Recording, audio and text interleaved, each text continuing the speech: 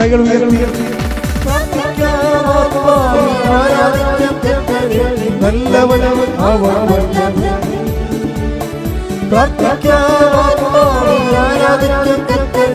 നല്ലവനവൻ അവൻ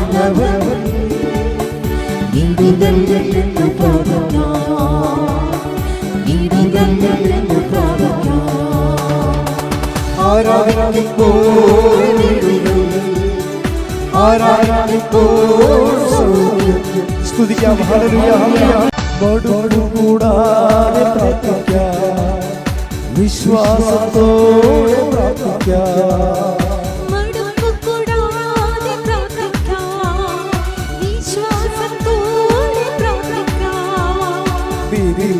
പ്രാർത്ഥന, ശ്രദ്ധയുള്ള പ്രാർത്ഥന, ധനിക്കും രോഗി സൗഖ്യമാണ്.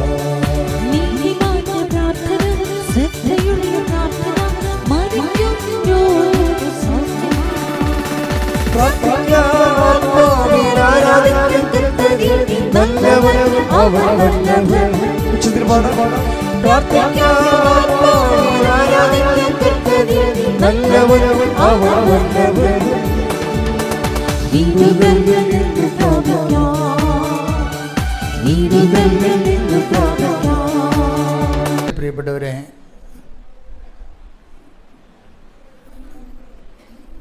ഉടമ്പടി ഒരു ഹെവി ഡ്യൂട്ടി പ്രോജക്റ്റ് പ്രെയറാണ്.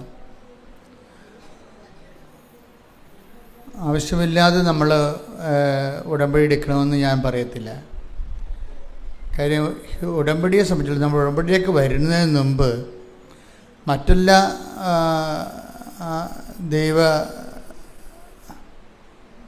മനുഷ്യ ഇടപാടുകളുമൊക്കെ ഒരു മങ്ങുന്ന സമയത്ത് ആണ് നമ്മൾ ഉടമ്പടിയിലേക്ക് വരുന്നത്.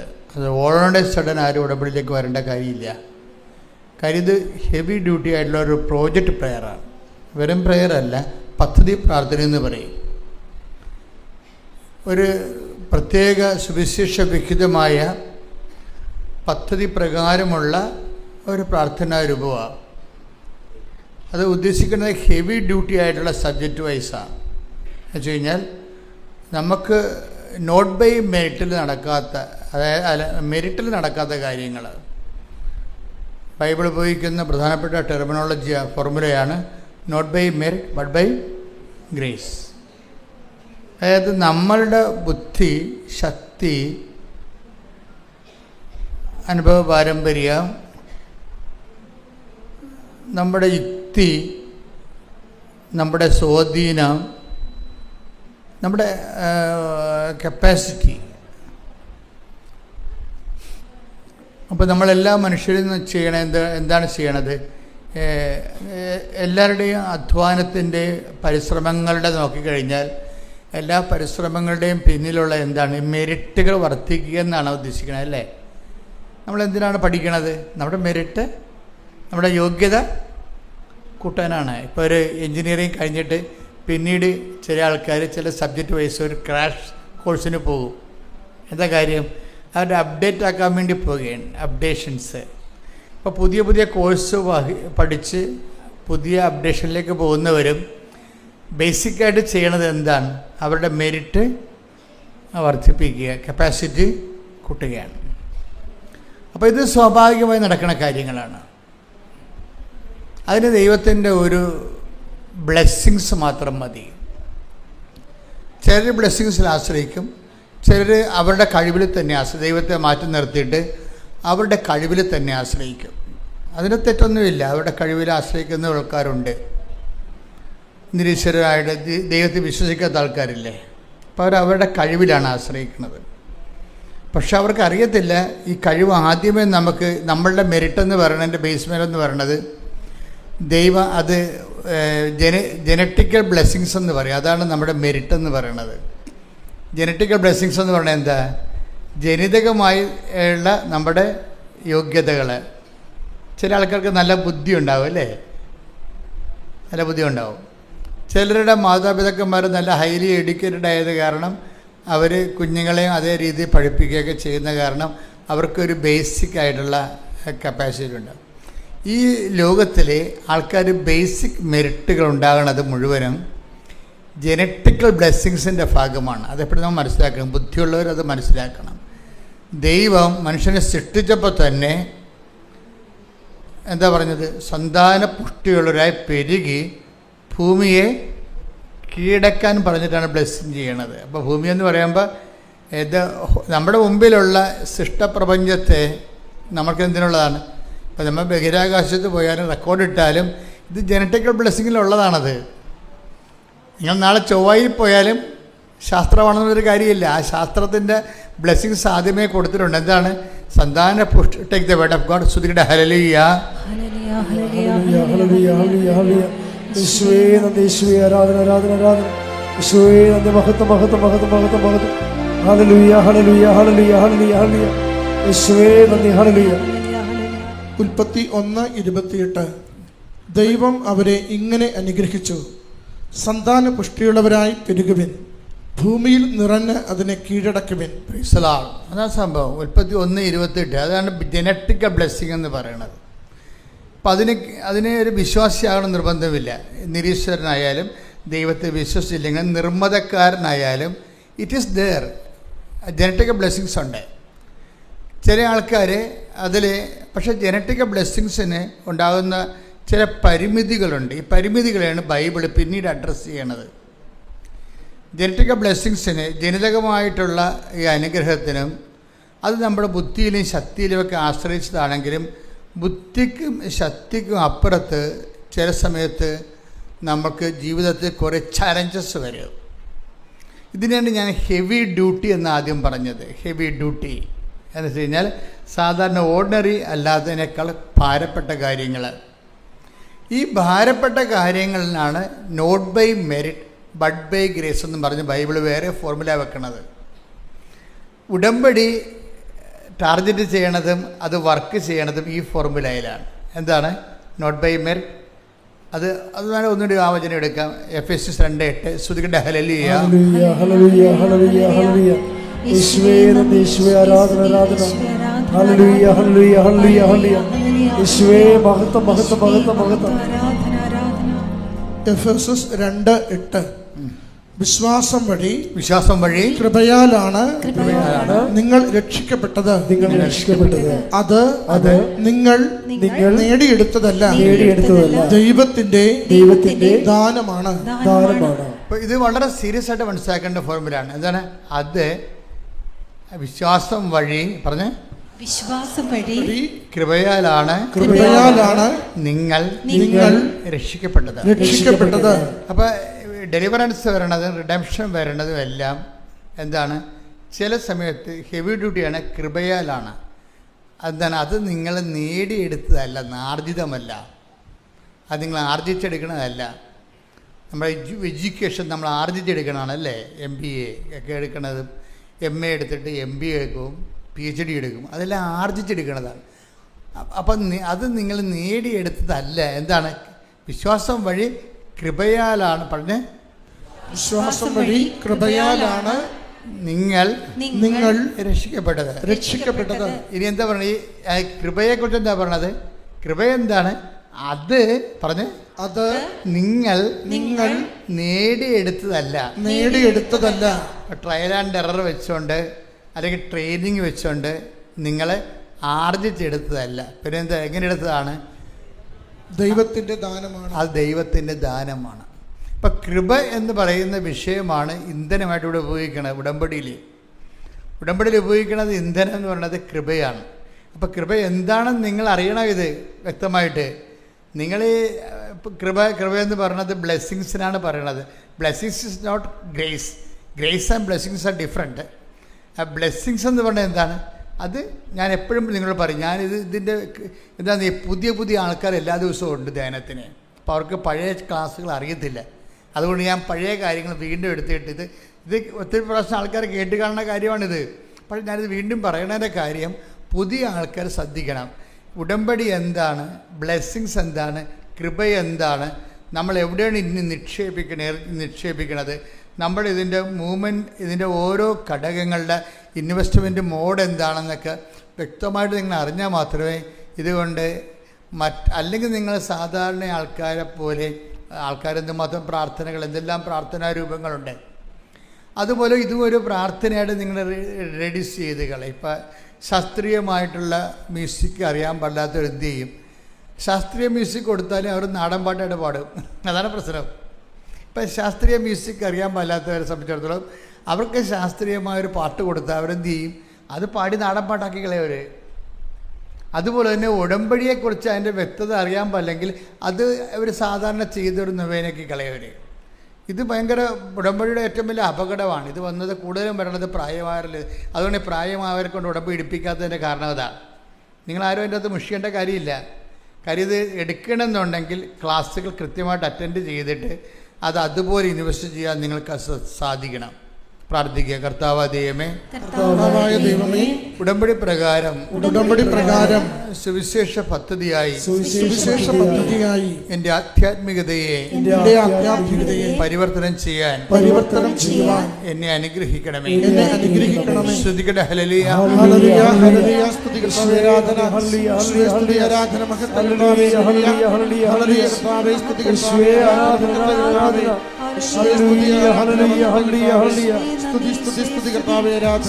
അപ്പോൾ നമ്മളെ കൃപ എന്താണെന്ന് അറിയണം. എന്താ കൃപ എന്താണ്? അത് 2 കൊറിന്ത്യൻസ് 12:9. 2 കൊറിന്ത്യൻസ് 12:9. 2 കൊരിന്തോസ് 12:9. 2 കൊറിന്ത്യൻസ് 12:9. അവിടുന്ന് എന്നോട് അരുളി ചെയ്തു. പറഞ്ഞ്, അവിടുന്ന് എന്നോട് അരുളി ചെയ്തു, നിനക്ക് എന്റെ കൃപ മതി. എന്തെന്നാൽ ബലഹീനതയിലാണ് എന്റെ ശക്തി പൂർണ്ണമായി പ്രകടമാകുന്നത്. ക്രിസ്തുവിലാണ്. അതായത് എന്തെന്നാൽ ബലഹീനതയിലാണ് എൻ്റെ ശക്തി. ഇതിനാണ് കൃപ എന്ന് പറയുന്നത്. കൃപ എന്ന് പറഞ്ഞാൽ എന്താണ് ശരിക്കും പറഞ്ഞാൽ? ബലഹീനതയിലാണ് എൻ്റെ നിങ്ങൾക്ക് എൻ്റെ my grace is sufficient for you. Blessings പലപ്പോഴും ഉണ്ടാകുന്ന പ്രശ്നം ഫിസിക്കൽ ഫേവേഴ്സാണ്, ഭൗതിക ആനുകൂല്യങ്ങളാണ്. അത് പലപ്പോഴും സഫിഷ്യൻ്റ് ആയിരിക്കത്തില്ല, നമുക്ക് മതിയായതായിരിക്കത്തില്ല. അതുകൊണ്ടാണ് ബൈബിൾ ഗ്രേസിനെ പ്രൊവിഷൻ വെക്കുന്നത്. ബ്ലെസ്സിങ്സ് എന്ന് പറഞ്ഞാൽ എന്താണ്? ഇപ്പം നിങ്ങൾക്ക് വീട് കിട്ടിയെങ്കിലും അത് ബ്ലെസ്സിങ്സാണ്. പക്ഷേ വീട് കിട്ടിയപ്പോൾ കുറച്ച് കഴിഞ്ഞപ്പോൾ അത് പ്രശ്നമായി. എന്താ കാര്യം? വീട് വെച്ചിരിക്കുന്നത് അപ്പൻ്റെ സ്ഥലത്താണ്. കാശ് മൊത്തം മുടക്കിയിരിക്കുന്നത് മൂത്ത മകനാണ്. മൂത്ത മകൻ്റെ വൈഫ് പറയും, അപ്പോൾ ഇത് നമ്മൾ ഇറങ്ങി കൊടുക്കേണ്ടി വരുമ്പോൾ പിന്നെ അപ്പൻ വീട് ഇളയ മകൾക്ക് കൊടുക്കുമല്ല എന്ന് പറയും. കണ്ടാ, അവിടെ സമാധാനം പോയി. ബ്ലെസ്സിങ്സ് ആണ്, പക്ഷേ സമാധാനം ഇല്ല. ഇപ്പോൾ വീട് വെച്ച് നമ്മളെ കഷ്ടപ്പെട്ടു. വീട് വെച്ച് കഴിഞ്ഞപ്പോൾ കുറച്ച് കഴിയുമ്പോൾ മൂത്തമകൻ എന്ത് പറയും? മൂത്തമകൻ്റെ വൈഫ് കല്യാണം കഴിച്ചപ്പോൾ പറയും, ഇതിപ്പോൾ അപ്പൻ്റെ സ്ഥലത്തല്ലേ നിൽക്കണത്. അപ്പം മരിച്ചു കഴിയുമ്പോൾ ഓട്ടോമാറ്റിക്കായിട്ട് അമ്മയുടെ പേരിലാവും. അമ്മ മക്കൾക്ക് കൊടുക്കുകയുള്ളൂ, എനിക്ക് തരുക. എന്നെ കാണുമ്പോൾ തന്നെ അവർക്ക് കലിയ, അപ്പോൾ തരത്തില്ല. അപ്പോൾ ഇതിപ്പോൾ നമ്മുടെ കാര്യത്തിലൊരു തീരുമാനമായി എന്ന് പറയുമ്പോൾ അസമാധാനമായി. ബ്ലെസ്സിങ്സ് കിട്ടി, പക്ഷേ നമുക്ക് അനുഭവിക്കാൻ പറ്റണില്ല, അനുഭവിക്കാൻ യോഗ്യതയില്ല. വീട് കിട്ടി, പക്ഷേ സമാധാനമില്ല. വീട് കിട്ടി നമുക്ക്, ബ്ലെസ്സിങ്സിന് ഇങ്ങനൊരു കുഴപ്പമുണ്ടാവും. അത് സഫിഷ്യൻ്റ് അല്ല. അതാണ് ഈശോ പറഞ്ഞത്, my grace is sufficient for you. Blessings കിട്ടിയാലും വീട് കിട്ടിയാലും നിങ്ങൾക്ക് ജോലി കിട്ടിയാലും വീട് കിട്ടിയാലും അതിൻ്റെ സമാധാനമുള്ളത് വിഷയം എന്താണ്? വേറെ സബ്ജക്റ്റാണത്. സയൻസിൽ നമുക്ക് സമാധാനം തരാൻ പറ്റത്തില്ല, മനസ്സിലായി? അതാണ് വിഷയം. യുക്തിക്കോ ബുദ്ധിക്കോ വിദ്യാഭ്യാസത്തിനോ നമുക്ക് സമാധാനം തരാൻ പറ്റത്തില്ല. ആരാണ്? ഞാൻ നിങ്ങൾക്ക് തരുന്ന സമാധാനം ആരും നിങ്ങളിൽ നിന്ന്, സന്തോഷം ആരും നിങ്ങളിൽ നിന്ന് എടുത്ത് കളയത്തില്ല. കാര്യം സന്തോഷത്തിൻ്റെ കുഴപ്പം ഈശോ പറയും, ഇത് സന്തോഷം 2 തരമുണ്ട്. എന്താണ്? ഞാൻ നിങ്ങൾക്ക് നൽകുന്നത് ലോകത്തിൻ്റെ സന്തോഷമുണ്ട്. ലോകം തരുന്നത് പോലെയല്ല ഞാൻ നിങ്ങൾക്ക് തരുന്ന സന്തോഷം. ഗ്രേസിൻ്റെ ഒരു കുഴപ്പമെന്ന് പറഞ്ഞാൽ ഗ്രേസിനുമായി കൃപ മൂലമാണ് നമുക്കൊരു അനുഗ്രഹം ഒരു വീട്ടിന് കിട്ടണമെങ്കിൽ അത് എടുത്തു കളയാൻ ഈ മരുമകൾ ഇപ്പോൾ കുത്തുതല ഉണ്ടാക്കിയില്ലേ അമ്മായിയമ്മക്കെതിരെ. ഒരു പ്രശ്നവും ഇല്ല അവിടെ ഒരു പ്രശ്നവുമില്ല. അപ്പനും അമ്മയും മരിച്ചു കഴിയുമ്പോൾ ചിലപ്പോൾ ഇത് ഭാഗം ഉടമ്പടി ചെയ്ത് 4 പേർക്ക് 4 കഷ്ണമായിട്ട് കിട്ടുമായിരിക്കും. പക്ഷേ അത് മതി. പക്ഷെ അത് മനസ്സിലായി, മരുമകൾ ഇപ്പം തന്നെ പ്രശ്നം ഉണ്ടായിക്കൊണ്ടിരിക്കുകയാണ്. നിങ്ങളെങ്ങാനും ചത്ത പിന്നെ എന്ത് ചെയ്യും? വീട് അമ്മായിയമ്മയുടെ അപ്പനും ചാകും നിങ്ങളും ചാകും. അപ്പം ഇവള് ചാകത്തില്ല, അതാണ് പ്രശ്നം. അപ്പനും ചാകും നിങ്ങളും ചാകും. അപ്പം പിന്നെ എന്ത് ചെയ്യും? അമ്മായിയമ്മയും ഞാനും ആയിരിക്കും. അമ്മായിയമ്മ മരുമക്ക പെമ്മക്ക് കൊടുക്കും വീട്. ഇല്ലാത്ത അസമാധാനം ഉണ്ടാക്കിക്കൊണ്ടിരിക്കുകയാണ്. ഒരു കാര്യമില്ല, ചിലപ്പോൾ ഒരു കാര്യം ഉണ്ടാകത്തില്ല. അതുകൊണ്ട് എപ്പോഴും ബ്ലെസ്സിങ്സ് സമാധാനം ഗ്യാരണ്ടി ചെയ്യുന്നില്ല, അതാണ് വിഷയം. അതുകൊണ്ട് ഈശോ പറയും ഈ ഗ്രേസ് എന്ന് പറയുമ്പോൾ ഉണ്ടാകുന്ന പ്രശ്നം നമുക്കത് അനുഭവിക്കാൻ പറ്റും. മറ്റത് അനുഭവിക്കണമെങ്കിൽ ബ്ലെസ്സിങ്സ് ഉള്ള പ്രശ്നം വെച്ച് കഴിഞ്ഞാൽ അതിന് അനുഭവിക്കണമെന്നുണ്ടെങ്കിൽ ദൈവത്തിൻ്റെ ഒരു പ്രത്യേക കൃപ അവിടെ ഗ്യാരണ്ടി ചെയ്യണം. അവിടെ ഒരു ഗ്യാരണ്ടി ഉണ്ടാകണം. അതുകൊണ്ടാണ് ഞാൻ പറയണത് എപ്പോഴും നിങ്ങൾ ബ്ലെസ്സിങ്സിനേക്കാൾ ഉപരി ഗ്രേസിനെ ഉന്നം വെച്ചുകൊണ്ട് ജീവിക്കുന്നതാണ് നല്ലത്. ഉടമ്പടിയിലെ ജീവിതക്രമം വെച്ചിരിക്കുന്നതിൻ്റെ കാര്യം ഗ്രേസ് എന്ന് പറഞ്ഞാൽ ആരാണ്? ചേട്ടത്തിമാർ ഒക്കെ എന്നെ രൂക്ഷമായിട്ട് നോക്കണം. അച്ഛൻ ഗ്രേസ് എന്ന് പറഞ്ഞത് ഏത്? ഞങ്ങളുടെ അയൽവാസിയിലൊരു ഗ്രേസ് ഉണ്ടത്. ഗ്രേസ് എന്ന് വന്നിട്ടേ അതായത് ഗ്രേസ് എന്ന് പറഞ്ഞാൽ കൃപ. ഇതിന് ഞാൻ എന്താ പറയുക, ദൈവത്തിൻ്റെ ശക്തിക്കാണ് പറയണത്.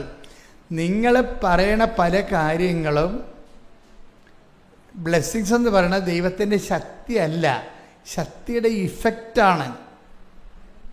എന്ന് വെച്ച് കഴിഞ്ഞാൽ എന്താണ് ഇഫക്റ്റ് എന്ന് പറയണത്? ഇപ്പം ഞാൻ എപ്പോഴും നിങ്ങൾ പറയും, സിമ്പിളായിട്ട് പറയാം. ഒരു കറണ്ട് നമ്മൾ ഉപയോഗിക്കുന്നു അല്ലേ? കറണ്ട് സ്വിച്ച് ഇടുമ്പോൾ ലൈറ്റായിട്ട് വന്നിട്ട് അതൊരു പ്രകാശ ഊർജ്ജമായിട്ട് മാറിയിട്ട് ഇവിടെ മുഴുവനും വെളിച്ചം കൊണ്ട് നിറയുകയാണ്. അപ്പോൾ വെളിച്ചമല്ലല്ലോ, കറണ്ട് വേറെയല്ലേ. അതിൻ്റെ അകത്ത് വെളിച്ചം എന്നുള്ളതാണ് ബ്ലെസ്സിങ്സ്. കറണ്ട് ഓഫായി കഴിഞ്ഞാൽ വെളിച്ചം താനേ പോകും. അപ്പോൾ കറണ്ടാണ് ഗ്രേസ്, ഊർജം. അത് ദൈവത്തിൻ്റെ ശക്തിയാണ്. നമുക്ക് ലഭിക്കുന്നതെല്ലാം ഇഫക്റ്റാണ്. ഈ ബ്ലെസ്സിങ്സ് എന്ന് പറഞ്ഞാൽ ഇഫക്റ്റാണ്. അപ്പം അതുകൊണ്ട് എപ്പോഴും നമ്മൾ ശ്രദ്ധിക്കേണ്ടത് മരമറിയാതെ കൊടിയിടരുത്. ശരിക്കും എന്താ ചെയ്യേണ്ടത്? നമ്മൾ ചെയ്യേണ്ടത് ഗ്രേസിനെ തന്നെ നമ്മൾ ആങ്കർ ചെയ്യണം, ഉന്നം വെക്കണം. പ്രാർത്ഥിക്കുക, കർത്താവ് ദൈവമേ, നിന്റെ ശക്തി എന്നിലേക്ക് ആവശ്യിക്കാൻ വേണ്ടി എന്റെ നിലവിലുള്ള സാഹചര്യത്തിന്റെ പരാധീനതകള് നിന്റെ നാമത്തിൽ ഞാൻ എടുക്കുകയും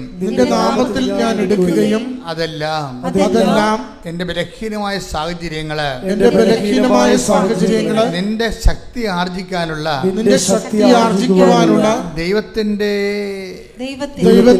പരിപാലനയായി ഞാൻ തിരിച്ചറിഞ്ഞുകൊണ്ട് നിന്നെ സ്തുതിക്കുന്ന, നിന്നെ ആരാധിക്കുന്ന, നിനക്ക് നന്ദി പറയുന്നു.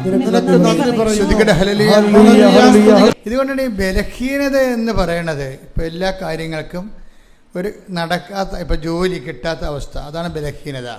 കുഞ്ഞുങ്ങൾ ഉണ്ടാവാത്ത ജനറ്റിക് ട്രബിൾസ്, കുട്ടികളുണ്ടാകത്തില്ല എന്ന് പറയത്തില്ലേ, അത് അതിൻ്റെ ബലഹീനതയാണ്.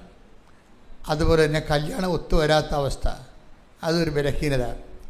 എന്നിട്ട് ഇതെല്ലാം ഈ ബലഹീനതയിൽ സാധാരണ ദൈവത്തെ അറിയാത്ത മനുഷ്യരെ ബലഹീനത വരുമ്പോൾ അത് ഓർത്തുകൊണ്ട് നിരാശപ്പെടുകയും സങ്കടപ്പെടുകയും ചെയ്തുകൊണ്ടിരിക്കും. പക്ഷെ ബൈബിൾ എന്നാ പറയണത്? ബലഹീനതയെ എന്ത് ചെയ്യണമെന്ന് 12:10 2 Corinthians 12:9-10 വായിച്ച്. അവിടുന്ന് എന്നോട് അരുളി ചെയ്തു, നിനക്ക് എന്റെ കൃപ മതി. എന്തെന്നാൽ ബലഹീനതയിലാണ് എന്റെ ശക്തി പൂർണ്ണമായി പ്രകടമാകുന്നത്. ക്രിസ്തുവിന്റെ ശക്തി എന്റെ മേൽ ആവശ്യിക്കേണ്ടതിന് ഞാൻ പൂർവാധികം സന്തോഷത്തോടെ എന്റെ ബലഹീനതയെ കുറിച്ച്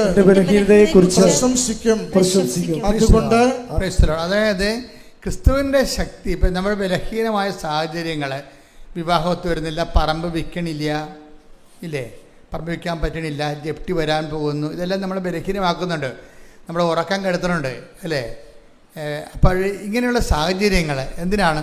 ഇതിനെങ്ങനെയാണ് നമ്മൾ അഭിമുഖീകരിക്കുന്നത്? അതാണ് ഇപ്പോൾ അച്ഛൻ വായിച്ചത്. എന്താ പറഞ്ഞത്? ക്രിസ്തുവിൻ്റെ ശക്തി. പറഞ്ഞേ, ക്രിസ്തുവിന്റെ ശക്തി എന്റെ ബലഹീനതയിലേക്ക് ആവശ്യിക്കാൻ വേണ്ടി ഞാൻ എന്റെ ബലഹീനതയെ ഓർത്തുകൊണ്ട് പ്രശംസിക്കാം, സ്തുതിക്കുമെന്നർത്ഥം. അപ്പൊ അതൊക്കെ ബൈബിളിൻ്റെ കാഴ്ചപ്പാട് കണ്ടല്ലേ, അതായത് നമ്മളിലേക്ക് ക്രിസ്തുവിൻ്റെ ശക്തി. ഇപ്പം നിങ്ങൾക്കൊരു ബലഹീനതയുണ്ട്, നിങ്ങളുടെ പറമ്പ് വിൽക്കണില്ലെന്ന് വിചാരിച്ചോ, അതുകൊണ്ട് ജപ്തി ആയി പോകാൻ പോവുകയാണ്. പറമ്പ് വിൽക്കാൻ പറ്റാത്തത് കൊണ്ട് തന്നെ അതിന് വഴിയില്ലാത്തത് കൊണ്ടാണ് വിൽക്കാൻ പറ്റാത്തത്. വിൽക്കാൻ പറ്റാത്തത് കൊണ്ടാണ് ഇപ്പോൾ നിങ്ങളുടെ കടങ്ങൾ അടക്കാൻ പറ്റാത്തത്. അതുകൊണ്ടാണ് അടുത്ത പറമ്പ് കൂടിയും വീട് സ്ഥലം കൂടി ജപ്തിയാകാൻ പോണത്. അപ്പം അങ്ങനെ വരുമ്പോഴേ ഇതെല്ലാം നമ്മളെ ബലഹീനത, നമുക്ക് ഉറക്കം പോവും. ഈ ഭാവിയെക്കുറിച്ച് നമുക്കൊരു ഐഡിയ ഉണ്ടാകത്തില്ല. നമ്മൾ ആകപ്പാടെ പെട്ടുപോയില്ലെന്ന് ഓർക്കും.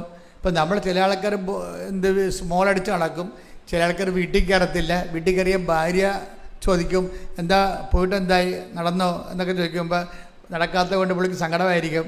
പുള്ളി വന്ന് കിടക്കും, നീ ഒന്നും മിണ്ടാതിരി, നിൻ്റെ നാവ് വായിലിടാൻ പറയും. എന്നുവെച്ചാൽ ഇവർ പെണ്ണുങ്ങളെ നിങ്ങളുടെ സ്വഭാവമല്ല, ചുമ്മാ കണാ എപ്പോഴും പറഞ്ഞുകൊണ്ടിരിക്കും, ഒന്നും ചെയ്യത്തുമില്ല, ഇപ്പോൾ ചെയ്യണവനെ കൊണ്ട് ചെയ്യിക്കത്തുമില്ല. എപ്പോഴും ഇങ്ങനെ ചിലരുമല്ല, ചില ആൾക്കാർ ഭയങ്കര തലവേദനയായിരിക്കും.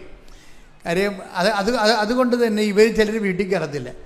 അവർ നിങ്ങൾ എഴുന്നേക്ക് ഉടനുമ്പോൾ തന്നെ അവർ വീട്ടിൽ നിന്ന് പോകും. എന്താ കാര്യം, വീട്ടിൽ കയറേണ്ട കാര്യമില്ല, സമാധാനമാണ്. മനുഷ്യനെ വെറുതെ ഭ്രാന്ത് പിടിപ്പിക്കും. കാര്യം ഭ്രാന്ത് പിടിപ്പിക്കുമല്ല, കാര്യം നിങ്ങൾക്ക് തന്നെ ടെൻഷൻ അടിച്ച് ഭ്രാന്താവും. ആ ഭ്രാന്ത് ആരെങ്കിലും കൊടുക്കണം വേണ്ടി കൈ കെട്ടണവൻ്റെ അടുത്തും മക്കളുടെ അടുത്തും ഭർത്താവിൻ്റെ അടുത്തൊക്കെ പറഞ്ഞ് എല്ലാത്തിനും ഭ്രാന്ത് പിടിപ്പിക്കും. അപ്പോൾ ബൈബിൾ പറയണത് ഇങ്ങനെ ഭ്രാന്ത് പിടിപ്പിച്ച് കഴിഞ്ഞാൽ ഈ വെള്ളം കുടിക്കണവനൊക്കെ ദാഹിക്കും. അതാ പറഞ്ഞത്. അതായത് ഇങ്ങനെ അങ്ങോട്ടും ഇങ്ങോട്ടും പഴിചാരി ഭ്രാന്ത് പിടിപ്പിച്ച് ഭർത്താവിനെ വീട്ടിൽ നിന്ന് ഇറക്കി വിട്ടിട്ട് നാട്ടിൽ നിൽക്കാൻ പറ്റാത്ത രീതിയിലൊക്കെ ഉണ്ടാക്കിയിട്ട് അങ്ങനെ ഓടിയാൽ ഇവിടം വരെ ഓടാനാണ്. നാട്ടിലെ ഭാഷ പറഞ്ഞാൽ ഓന്തോടിയാൽ വെയിലി വരെ ഓടും.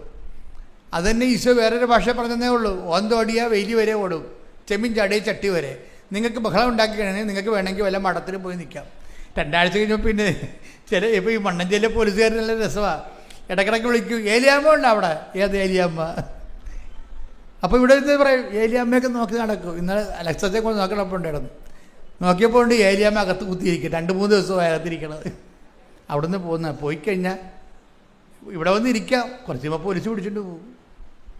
ഇങ്ങനെ ഒന്നും വിഷയങ്ങൾ പരിഹരിക്കാൻ പറ്റത്തില്ല. അതൊക്കെ സ്വാഭാവികമായിട്ട് മഠത്തിൽ പോയി നിൽക്കുക, അല്ലെങ്കിൽ കെട്ടിച്ച വീട്ടിലേക്ക് നമുക്ക് എത്ര കാലം പോയി നിൽക്കാൻ പറ്റും? നമുക്ക് ആദ്യത്തെ 10 കൊല്ലം പോയി നിൽക്കാൻ പറ്റത്തുള്ളൂ.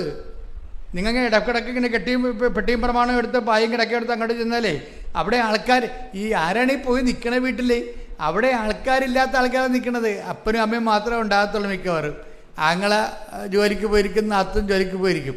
പിന്നെ അവിടെ പോയി നിൽക്കുക. അങ്ങനെയുള്ളവരാണ് വീട്ടിൽ പ്രശ്നം ഉണ്ടാക്കിയിട്ട് അവിടെ പോയി നിൽക്കണത്. ഇതൊന്നും ഈശോ എന്താ പറയണത്? ഈ വെള്ളം കുടിക്കണവന് ഇനിയും ദാഹിക്കും, ചെമ്മീൻ ചാടിയ ചട്ടി വരെ. അതാണ് നമ്മുടെ നാട്ടുഭാഷ പറഞ്ഞാൽ, മനുഷ്യവചനം പറഞ്ഞാൽ ചെമ്മീൻ ചാടിയ ചട്ടി വരെ. ഈശോ ദൈവഭാഷ പറഞ്ഞതാണ്. എന്താ പറഞ്ഞത്? ഈ വെള്ളം കുടിച്ചാൽ ഈ ഓടിപ്പോവുക, ചാടിപ്പോവുക, പോയി പാത്തിരിക്കുക, വീട്ടിൽ പോയി നിൽക്കുക, ഇതൊക്കെ കുറച്ച് നാളത്തേക്ക് ചെയ്യാൻ പറ്റത്തുള്ളൂ. ശാശ്വത പരിഹാരമല്ല. ഞാൻ നിങ്ങൾക്ക് തരുന്ന വെള്ളം കുടിക്കുന്നവന് ഞാൻ നിങ്ങൾക്ക് നൽകുന്ന വെള്ളം കുടിക്കുന്നവന് ഒരിക്കലും ദാഹിക്കത്തില്ല, ഒരിക്കലും ദാഹിക്കുകയില്ല. കൈയടിച്ച് സ്തുതിക്കട്ടെ. ഹല്ലേലൂയ. യോഹന്നാൻ 4:13 യേശു പറഞ്ഞു, ഈ വെള്ളം കുടിക്കുന്ന ഏവനും വീണ്ടും ദാഹിക്കും. പ്രിസലാണ്. അപ്പം നാളെയും പോയി വീട്ടിൽ നിൽക്കേണ്ടി വരുമെന്ന് പറഞ്ഞു. ഇപ്പം വീട്ടിൽ പോയി നിൽക്കുന്നത് കൊണ്ടാണ് ഈ പ്രശ്നം പരിഹരിക്കാൻ പോകുന്നത്. ആ വെള്ളമൊക്കെ കുടിക്കണമെന്നുണ്ടെങ്കിൽ 2 കൊല്ലം കഴിയുമ്പോൾ പിന്നെയും പോയി വീട്ടിൽ നിൽക്കേണ്ടി വരും. ചില ആൾക്കാർ ഇറങ്ങിപ്പോകത്തില്ലേ? ഇവിടെ വരും, അപ്പനെ കണ്ടില്ല, 31 ദിവസമായി. ഞാൻ പറഞ്ഞു പോലീസ് അറിയിച്ച് പേപ്പറിലും കൊടുത്തു തന്നു. പോലീസ് അയച്ച പേപ്പർ ഞാൻ ചോദിച്ചു, അപ്പൻ ഇതുക്ക് മുമ്പ് പോയിട്ടുണ്ടാ? ഇതുക്ക് മുമ്പ് എൻ്റെ കല്യാണത്തിന് മുമ്പ് പോയിട്ടുണ്ടെന്ന് പറഞ്ഞു. ഞാൻ പോയി ഇനിയും പോവും, ഈ വെള്ളം കുടിക്കണവന് ഇനിയും ദാഹിക്കും. അതാ സംഭവം. അപ്പനെ കാണാനില്ലെന്ന് പറഞ്ഞാൽ വന്നത്, അല്ലെങ്കിൽ ഭർത്താവിനെ കാണാനില്ലെന്ന് പറഞ്ഞാൽ വരണത്. വരുമ്പോൾ ഞാൻ ചോദിക്കണത് എന്താണെന്ന് വെച്ച് കഴിഞ്ഞാൽ, ഭർത്താവ് ഇതുക്ക് മുമ്പ് പോയിട്ടുണ്ടെന്ന് ചോദിച്ചു. എൻ്റെ കല്യാണത്തിന് മുമ്പ് പോയിട്ടുണ്ടെന്ന് പറയും. ഞാൻ പറഞ്ഞു ഇനിയും പോകാൻ സാധ്യതയുണ്ട്. എന്താ കാര്യം? ഈ വെള്ളം കുടിക്കണവന് ഇനിയും ദാഹിക്കും. അതാ കർത്താവ് പറഞ്ഞത്. കാര്യം നമ്മൾ ഇരുട്ട് കൊണ്ട് ഊട്ടടച്ചിട്ട് കാര്യമില്ല. ഇപ്പം കണ്ണടച്ചിട്ട് ഇരുട്ട് കൊണ്ട് ഊട്ടടക്കുക. ഒരു പ്രശ്നം പരിഹരിക്കണത് നാട് വിട്ടാണ് പരിഹരിക്കണത്. നാട് വിട്ട് പ്രശ്നം പരിഹരിക്കാൻ പോയാൽ ജീവിതകാലം മുഴുവൻ നാട് വിട്ട് പോകേണ്ടി വരും. വീട് വിട്ടാണ് പ്രശ്നം പരിഹരിക്കാൻ പോകണമെങ്കിൽ ജീവിതകാലം മുഴുവൻ നിങ്ങൾ വീട് വിട്ട് പോകേണ്ടി വരും. അതുകൊണ്ട് ഈശോ എന്താ പറയണത്? എന്നെക്കൊണ്ട് പ്രശ്നം പരിഹരിക്കണം. ഈ വെള്ളം കുടിക്കണവന് ഒരിക്കലും ദാഹിക്കത്തില്ല. അപ്പം എന്താ പ്രശ്നം വെച്ച് കഴിഞ്ഞാൽ, നിങ്ങൾ ആധ്യാത്മികതയെ ഒരു ആത്മീയ നടപടി പ്രാർത്ഥനാ രൂപമായിട്ട് എടുക്കരുത്. ഇത് വളരെ ദൈവമായിട്ട് കാതലായ വിധത്തിൽ ദൈവിക ഊർജം, നമ്മൾ വൈദ്യുത ഊർജം എന്ന് പറഞ്ഞ പോലെ ദൈവിക ഊർജവുമായിട്ട് ഡയറക്റ്റ് ബന്ധപ്പെടുന്ന ഒരു മെത്തേഡാണ് ഉടമ്പടി എന്ന് പറയണത്. നമ്മൾ അവിടെ ഉപയോഗിക്കുന്ന കുറേ മെത്തേഡുണ്ട്. പ്രെയർ 20% ഉപയോഗിക്കണം അതിൻ്റെ അകത്ത്. ബാക്കിയെല്ലാം എന്താണ്? ദൈവവചനം അനുസരിച്ച് പ്രവർത്തിക്കുകയാണ്. കർത്താവ് എന്താ പറഞ്ഞത്? കർത്താവ് പറഞ്ഞില്ലേ, അതായത് യോഹന്നാന്റെ സുവിശേഷം 13:14 നിങ്ങളുടെ കർത്താവും ഏറ്റു പറഞ്ഞ നിങ്ങളുടെ കർത്താവും ഗുരുവുമായ ഞാൻ നിങ്ങളുടെ പാദങ്ങൾ കഴുകിയെങ്കിൽ നിങ്ങളും പരസ്പരം പാദങ്ങൾ കഴുകണം. ഇത് ഒരു അതായത് വളരെ വളരെ ഇഫക്റ്റീവായിട്ടുള്ള ഒരു മോഡൽ ഫോർമുലയാണ്. ഇതാണ് ഉടമ്പടിയിൽ നമ്മൾ പ്രയോഗിക്കുന്നത്. എന്താ കാര്യം? അതാണ് ഞാൻ പറഞ്ഞത്, 20% പ്രെയറിൻ്റെ അകത്ത് ഉള്ളത്. ബാക്കിയെല്ലാം മോഡൽ എന്താണ്? നിങ്ങളുടെ ഗുരുവും കർത്താവുമായി ഞാൻ പറഞ്ഞേ, നിങ്ങളുടെ ഗുരുവും കർത്താവുമായ ഞാൻ നിങ്ങളുടെ പാദങ്ങൾ കഴുകിയെങ്കിൽ നിങ്ങളും പരസ്പരം പാദങ്ങൾ കഴുകണം. ഇപ്പം മനുഷ്യന്മാരോട് വിനയത്തോടും എളിമയോടും സംസാരിക്കുകയും ഗർവുകളും തന്മൂരുമ മനോഭാവവും ആളുകളെയും അഭ്യാസങ്ങളുമൊക്കെ കുറച്ച് ക്രിസ്തുവിൻ്റെ ശക്തിയിലേക്ക് ആവശ്യിക്കാൻ വേണ്ടി നമ്മളെന്താ ബലഹീനതയെ മൂടിവെക്കുകയാണ് നമ്മൾ ചെയ്യണത്. നമ്മളെന്താ ചെയ്യണത്? ഇപ്പം നമ്മുടെ ബലഹീനത, ഇപ്പം നിങ്ങൾക്ക് മുടി പോയാൽ നിങ്ങൾ എന്ത് ചെയ്യും? വിഗ് വെക്കും അല്ലേ? അല്ലെങ്കിൽ മുടി കുറവാണ്, ഇപ്പം എലിവാല് ഒരു സംഭവമേ ഉള്ളൂ, അപ്പോൾ നിങ്ങൾ എന്ത് ചെയ്യും? വാർമുടി മേടിച്ച് ഫിറ്റ് ചെയ്യും. മനസ്സിലായി? ബലഹീനതയെ നമ്മൾ വേറെ രീതിയിലാണ് കാണുന്നത്. ബലഹീനതയെ, അതായത് ഞാൻ അത്ര കുറഞ്ഞ പുള്ളിയല്ല, എനിക്ക് മുടിയൊക്കെ ഉണ്ടെന്നാണ് നമ്മൾ പറയണതേ. നമ്മൾ പറയണത് എന്താണ്? എനിക്ക് എലിവാലൊന്നുമല്ല, എനിക്ക് അടിപൊളി മുടിയുണ്ട്. പക്ഷെ നമ്മൾ അടുത്തറിഞ്ഞ് ചെല്ലുമോ? ഒരു കണ്ടവൻ്റെ ഭാര്യയല്ലേ, ചിലപ്പോൾ കണക്കൊരു അടിമേടിക്കത്തില്ലേ? അത് കാരണം ഇത് എലിവാലാണ് അത് വാറമുടിയാണെന്ന് വല്ലതും നോക്കുമോ? അതിൽ നോക്കത്തില്ല. പക്ഷെ നമ്മളിങ്ങനെ പുട്ടപ്പ് ചെയ്യും. നിങ്ങൾ പുട്ടപ്പ് ചെയ്തോ, പക്ഷേ ആധ്യാത്മിക പുട്ടപ്പിക്ക് നടക്കത്തില്ല. ആത്മാവിൽ നമുക്ക് ബലഹീനത ഉണ്ടെങ്കിൽ ഫസ്റ്റ് എന്താണ്? ആദ്യമേ അതിൻ്റെ മാർഗ്ഗം എന്ത്? ഇപ്പം നിനക്ക് ജോലി കിട്ടണില്ല, നിനക്കറിയാം നിൻ്റെ പ്രശ്നം എന്താണെന്ന്. ഇപ്പോൾ ചിലപ്പോൾ ഇപ്പോൾ ചില ആൾക്കാർ ഇപ്പോൾ കല്യാണം ഒത്തു വരുന്നില്ല, അപ്പോൾ അവർ ചുണ്ടലൊക്കെ മറ്റേ സാധനം ചായയൊക്കെ തേച്ച് അടിപൊളി ഉണ്ടാക്കും. വയസ്സ് ചിലപ്പോൾ 40 ഉണ്ടാവും. എന്നാലും അവർ 22 വയസ്സൊക്കെ അവർ തോന്നി നിൽക്കത്തുള്ളൂ. ചുരിദാറൊക്കെ ഇറുകിയ ചുറുകിയാലൊക്കെ ഇട്ട് അവർ അഡ്ജസ്റ്റ് ചെയ്യും. പക്ഷേ ഈ വെള്ളം കുടിക്കണവർ ഇനിയും ദാഹിക്കും. മനസ്സിലായില്ലേ? ഇങ്ങനെയല്ല വിഷയങ്ങളെ കൈകാര്യം ചെയ്യേണ്ടത്. അത് നിങ്ങൾ ചെയ്തോ, പക്ഷെ അത് മാനുഷികമായി ഇരുട്ടുകൊണ്ട് ഊട്ടടക്കണ പോലെ ഇരിക്കും. പക്ഷെ മറിച്ച് ഒന്നാമത്തെ നടപടി എന്താണ്? ഇത് അക്സെപ്റ്റ് ചെയ്യണം. എനിക്ക് വയസ്സ് 40 ഉണ്ട്. പിന്നെ എന്താ എൻ്റെ മുമ്പിലുള്ളത്? ഈ മേഖലയിൽ നോട്ട് ബൈ മെറിറ്റേ വർക്ക് ചെയ്യത്തുള്ളൂ. എന്താണ്? എൻ്റെ കഴിവല്ല, കർത്താവിൻ്റെ കൃപ. കർത്താവ് ഒരു നിമിഷം വിചാരിച്ചാൽ എൻ്റെ ആളെ കർത്താവ് കൊണ്ടുവന്ന് മുമ്പിൽ നിർത്തി തരും. കാര്യം എന്താ? നമ്മുടെ മുമ്പിലുള്ള എന്താണ്? ഉടമ്പടി സാക്ഷ്യങ്ങളാണ്. നമ്മുടെ മുമ്പിലുള്ള എന്താണ്? 10,000 ഉടമ്പടി സാക്ഷ്യങ്ങളാണ്. ആ 10,000 അതാണ് ഞാൻ നിങ്ങളോട് പറയുന്നത്. ഏറ്റവും നല്ല ഉടമ്പടി എടുത്തവർക്ക് ഏറ്റവും നല്ല ഹോംവർക്ക് എന്താ? കെട്ടിമേച്ചലും പുട്ടപ്പിങ്ങും അല്ല, മറിച്ച് യാഥാർത്ഥ്യത്തെ അംഗീകരിച്ചുകൊണ്ട് എൻ്റെ അവസ്ഥ ഇതാണ്, പക്ഷേ എൻ്റെ കർത്താവിന് ഈ വിഷയം നോട്ട് ബൈ മെറിറ്റിൽ ചെയ്യാൻ കഴിയും. നോട്ട് ബൈ മെറിറ്റിൽ, അതായത് കഴിഞ്ഞ ദിവസം ഒരു സാക്ഷ്യമുണ്ട്, നല്ല എനിക്ക് ഇഷ്ടപ്പെട്ടൊരു സാക്ഷിയാണ്. അതായത് പേരിന് പ്രിൻസി വർഗീസ് എന്ന് പറഞ്ഞു. പ്രിൻസി വർഗീസാണ്. ഇപ്പോൾ പ്രിൻസി വർഗീസിനെ സംബന്ധിച്ചത് അവർ യാക്കോബ സഭാവിശ്വാസിയാണ്. അവരൊരു ജീവിത പങ്കാളി ലിവിങ് ടൂതർ എന്ന് പറയും. നമ്മൾ ലിവിങ് ടൂതർ പോലെ ജീവിക്കുകയാണ്. വേറെ ഒരു കാസ്റ്റിലെ ആളെ കല്യാണം കഴിച്ചിട്ട് കുറേ കുഞ്ഞുങ്ങളൊക്കെ ഇട്ട് അങ്ങനെ അഡ്ജസ്റ്റ് ചെയ്ത് ജീവിച്ചു പോവുകയാണ്. പക്ഷേ അവരുടെ ഒരു പ്രശ്നമെന്ന് പറയണത് ഇതൊക്കെ ഇതാണ്. അവർക്ക് മെറിറ്റില്ല. ശരിക്കും കണ്ട അവരുടെ സ്റ്റാറ്റസ് കണ്ട, അവർക്ക് മെറിറ്റില്ല. എന്നുവെച്ചാൽ അവർക്ക് നല്ല ഒരു ക്രൈസ്തവ കുടുംബത്തിൽ ജനിച്ച് ക്രിസ്തുവിനെ അറിഞ്ഞതിന് ശേഷം അവർക്ക് ക്രിസ്തുവിനെ അറിയാത്ത മക്കളെ ജനിപ്പിക്കേണ്ട ഒരു സാഹചര്യം വരുന്നില്ലേ? അപ്പോൾ അതിനെ സംബന്ധിച്ചിടത്തോളം സുവിശേഷത്തിൻ്റെ ദൃഷ്ടിയിൽ അത് ദുർമാതൃകയാണ്. അവരെന്ത് അഭ്യാസം പറഞ്ഞാലും എന്തെല്ലാം തരത്തിലുള്ള ലോകത്തിൻ്റെ ഇപ്പോഴത്തെ നിലവാരമൊക്കെ പറഞ്ഞാലും കർത്താവ് പറയും ആകാശവും ഭൂമിയും കടന്നു പോകും. ഞാൻ പറഞ്ഞ വാക്കുകൾക്ക് മാറ്റമില്ല. അപ്പം അങ്ങനെ പുതിയ പുതിയ സംഭവങ്ങളൊക്കെ വന്നിട്ട് കാലങ്ങളിങ്ങനെ മാറി ഇപ്പം ആരും എന്ത് നോക്കാനാണെന്നൊരു കാര്യമില്ല. ഇത് ആകാശവും ഭൂമിയും ഈശോ എന്താ പറഞ്ഞത്? ഇങ്ങനെ ആകാശം കടന്നു പോകും, പുതിയ കാലം ഉണ്ടാവും. പക്ഷേ പുതിയ കാലത്തിന് കർത്താവിൻ്റെ വിശുദ്ധി ജീവിതമായിട്ട് ഒന്നും ചെയ്യാനില്ല. പുതിയ കാലമൊക്കെ വരുന്നു പോകും. എന്താണ് ആകാശവും ഭൂമി? 24:35 24:35 ആകാശവും ഭൂമിയും കടന്നു പോകും. പറഞ്ഞേ, ആകാശവും ഭൂമിയും കടന്നു പോകും. എന്നാൽ എന്റെ വചനങ്ങൾ കടന്നു പോവുകയില്ല. അപ്പോൾ പ്രശ്നം എന്താ വെച്ചാൽ എൻ്റെ കർത്താവിൻ്റെ വചനങ്ങൾ നമ്മൾക്ക് എന്ത് ഇങ്ങനെ കാലം മാറി ഇപ്പം എന്ത് മതം ആരും നോക്കാനാണ്, വിശ്വാസം ആരും നോക്കാനാണ് എന്ന് പറയും. നിങ്ങളെ പറയും ഞങ്ങൾ മതം മാറിയിട്ട് കുഴപ്പമൊന്നുമില്ലല്ലോ, ഞങ്ങൾ വിശ്വാസം മാറിയിട്ട് കുഴപ്പമൊന്നുമില്ലല്ലോ, ഞങ്ങളുടെ മകന് ജോലി കിട്ടിയല്ലോ, മകൾ കാനഡയിൽ പോയല്ലോ. മകൾ കാനഡയിലും പോകും, ചിലപ്പോൾ ബഹിരാകാശത്തും പോകും. ബഹിരാകാശത്ത് പോകാനും കാനഡയിൽ പോകാനല്ല അവൻ ക്രൂശിക്കപ്പെട്ടത്. അവൻ പറഞ്ഞത് എന്താണ്? പിതാക്കന്മാരെ മരുഭവിച്ചു മന്ന ഭക്ഷിച്ചു, അതുപോലെയല്ല ഈ അപ്പം. ഈ അപ്പം ഭക്ഷിക്കുന്നവർ നിത്യം ജീവിക്കും. ലോകത്തിൻ്റെ ജീവന് വേണ്ടി ഞാൻ നൽകുന്ന അപ്പം എൻ്റെ ശരീരം തന്നെയാണ്. എൻ്റെ ശരീരം ഭക്ഷിക്കുന്നു, എന്നിലും ഞാൻ അവനിലും വസിക്കുന്നു. സജീവനായ പിതാവാണ് നയിച്ചത്, പിതാവ് മൂലം ഞാൻ ജീവിക്കുന്നു. അതുപോലെ ഞാൻ എന്നെ ഭക്ഷിക്കുന്നവൻ ഞാൻ മൂലം ജീവിക്കും. കൈയടിക്കട്ടെ സുഹൃത്തുക്കളെ. പരിശുദ്ധ പരമദിവ്യകാരുണ്യത്തിന്. ഇവിടുത്തെ മെയിൻ പ്രശ്നം എന്താണ്? എൻ്റെ മക്കളെ, നിങ്ങൾക്ക് ക്രിസ്തുവിനെ വേണമെങ്കിൽ, ക്രിസ്തുവിൻ്റെ ഒരു വില അറിയണമെന്നുണ്ടെങ്കിൽ ആദ്യം നിങ്ങൾ നിത്യതയെക്കുറിച്ച് വേണം ചിന്തിക്കാൻ. നിത്യത നമ്മളെന്തിനാണ് ഇത്രയും കഷ്ടപ്പെട്ട് ഇങ്ങനെ ഒതുങ്ങിയൊരു ജീവിതം ജീവിച്ച് കൂട്ടണത്? എന്തിനാണ്? അതായത് നിത്യതയെ ഞാൻ നിങ്ങളോടത് പറയുമ്പോൾ നിങ്ങളത് വിശ്വസിക്കണം.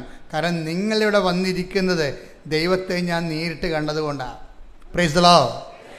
2004 ഡിസംബർ 7 മാതാവ് സമയഘടികാരം നെഞ്ചിൽ ചാർത്തിക്കൊണ്ട് ഇവിടെ പ്രത്യക്ഷപ്പെട്ടത്.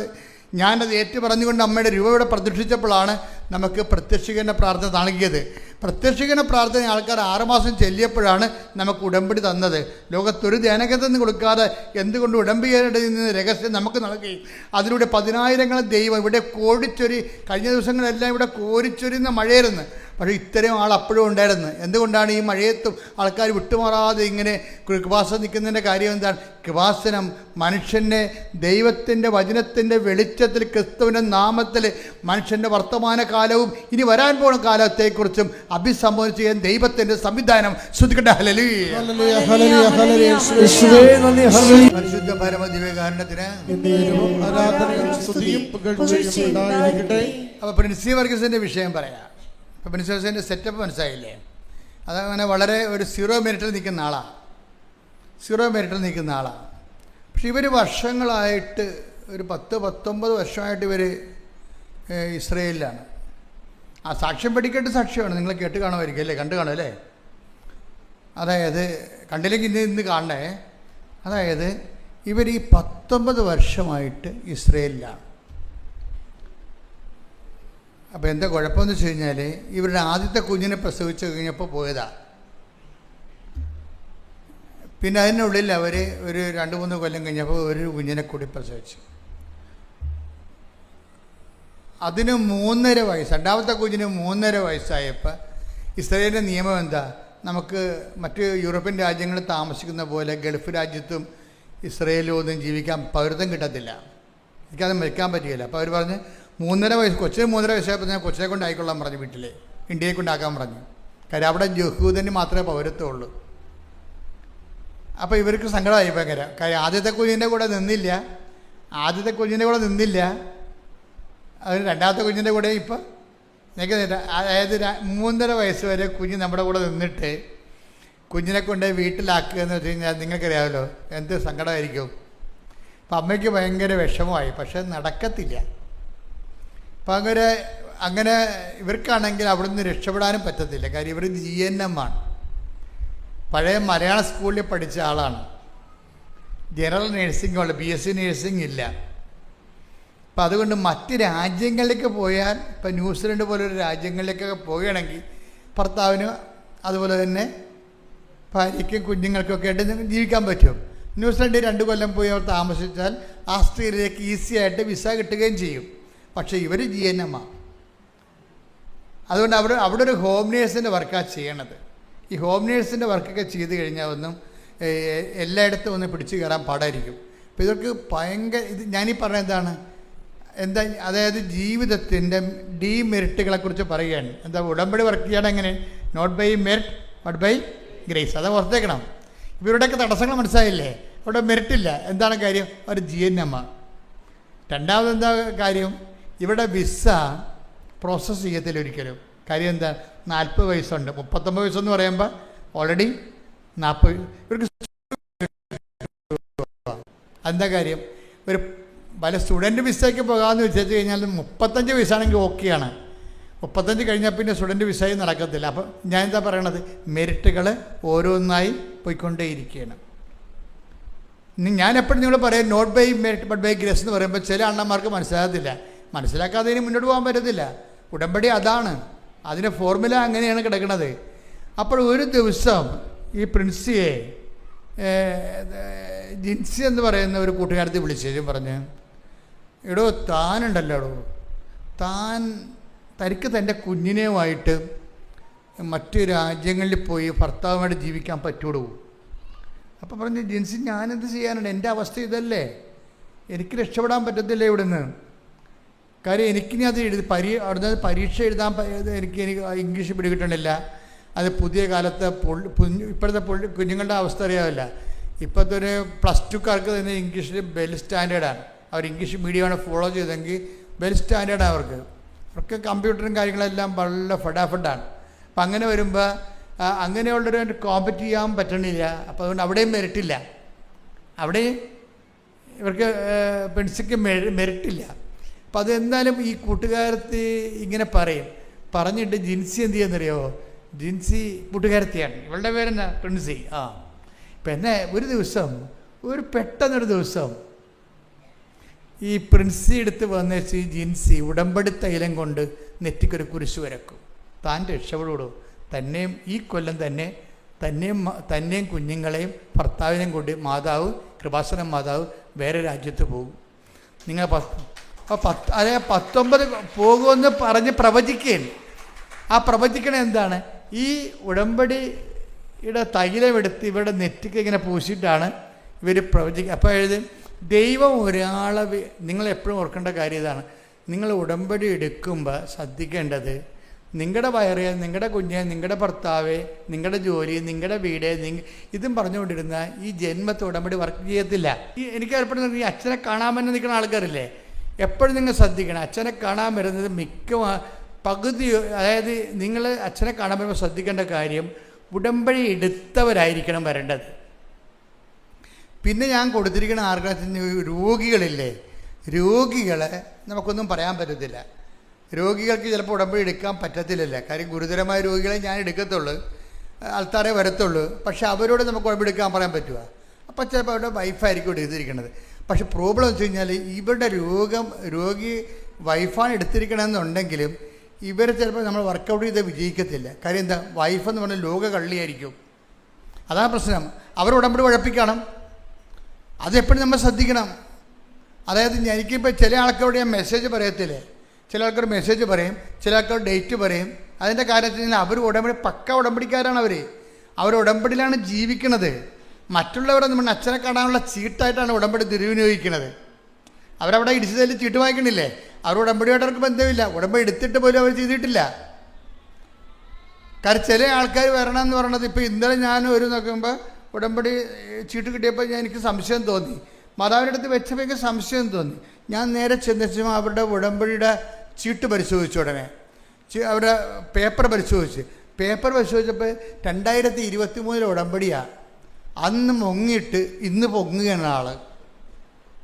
ഇത് പുതുക്കിയിട്ടില്ല, ഇന്ന് പുതുക്കിയിരിക്കുകയാണ്. എന്തിനാണ്? അച്ഛനെ കാണാൻ വേണ്ടി. ആർക്ക്? അനിയത്തിയുടെ കൊച്ചിന് എന്തോ കുഴപ്പമുണ്ടായി, വണ്ടി ഇടിക്കാനൊക്കെ ചെയ്തപ്പോൾ ഈ വീട്ടിലിരിക്കുന്ന ഉടമ്പടിയും പൊക്കിക്കൊണ്ട് വന്നിരിക്കുകയാണ്. അത് അപ്പം പുതുക്കിയിരിക്കുകയാണ്. ഇതൊന്നും ഉടമ്പടി വർക്ക് ചെയ്യുന്നതല്ല. ദൈവത്തിനെ പറ്റിച്ച് അനുഗ്രഹം അടിച്ചു മാറ്റാൻ വേണ്ടി നിങ്ങൾ ചെയ്യുമ്പോൾ നിങ്ങൾ അളക്കുന്ന കർത്താവ് എന്താ പറഞ്ഞത്? അതാണ് പ്രശ്നം. അതും പ്രശ്നം. അച്ഛൻ അങ്ങനെ പറഞ്ഞു, അച്ഛൻ ഇങ്ങനെ പറഞ്ഞിട്ട് കാര്യമില്ല. ഈശോ പറഞ്ഞ കാര്യമാണ് ഞാൻ പറയണത്. നിങ്ങൾ അളക്കുന്ന അളവുകോല് കൊണ്ട് തന്നെ നിങ്ങൾക്കും സിമ്പിളല്ലേ അത്? ബൈബിളിൻ്റെ ഇക്കോണമി അതാണ്. അപ്പം അതുകൊണ്ടാണ് ഞാൻ പറയുന്നത്, നിങ്ങൾ എപ്പോഴും ഒന്ന് പ്രാർത്ഥിച്ചേ, കർത്താവ് ദൈവമേ, ആത്മാർത്ഥതയോടെ ഉടമ്പടി ജീവിക്കുവാൻ എന്നെ സഹായിക്കണമേ. എനിക്ക് പ്രത്യേക അഭിഷേകം നൽകണമേ. ശ്രദ്ധിക്കട്ടെ, ഹല്ലേലൂയ. അപ്പോൾ ഈ പ്രിൻസിയുടെ നെറ്റിക്ക് കൊണ്ടുവന്ന് ജിൻസി ഉടമ്പടി തൈലത്തിൻ്റെ കുരിശ് വരക്കും. കുരിശ് വരച്ച് പറഞ്ഞ്, എടോ താനും മക്കളും ഭർത്താവുമായിട്ട് ഈ കൊല്ലം തന്നെ വേറെ രാജ്യത്തേക്ക് പോകാൻ മാതാവ് ഇടയാക്കുമെന്ന് പറയും. അപ്പോൾ ഈ പ്രിൻസി പറയും, എൻ്റെ ജിൻസി എനിക്കിതിലൊന്നും വലിയ വിശ്വാസമില്ല. എന്താ കാര്യം? അവർ അത് ശരിയാണ്, അവിടെ ജീവിതം അങ്ങനെയാണല്ല. ദൈവത്തിന് ഈ അടുത്ത 10 കൊല്ലത്തേക്ക് തിരിഞ്ഞു നോക്കാൻ പറ്റാത്ത ജീവിതമാണ് ജീവിച്ചു കൊണ്ടിരിക്കുന്നത്. ജീവിതത്തിൻ്റെ അവസ്ഥയാണ് അത്. അവർ പറഞ്ഞത് ശരിയാണ്. എൻ്റെ ജിൻസി എനിക്കിതിലൊന്നും വിശ്വസിക്കാൻ പറ്റണില്ല. കാര്യം വിശ്വസിക്കാൻ പറ്റത്തില്ല. അവർ വൃത്തികെട്ട ജീവിതം ജീവിച്ച് വിശ്വാസം അവിടെ പോയി. അതാ നമ്മുടെ ജീവിതം, വിശുദ്ധിയും വിശ്വാസവും ജീവിതവും തമ്മിൽ ഭയങ്കര വ്യത്യാസമുണ്ട്, ഭയങ്കര ബന്ധമുണ്ട്. അപ്പം നിങ്ങൾ വിശ്വാസം മതി, വിശുദ്ധി വേണ്ടെന്നല്ല പറയണത്.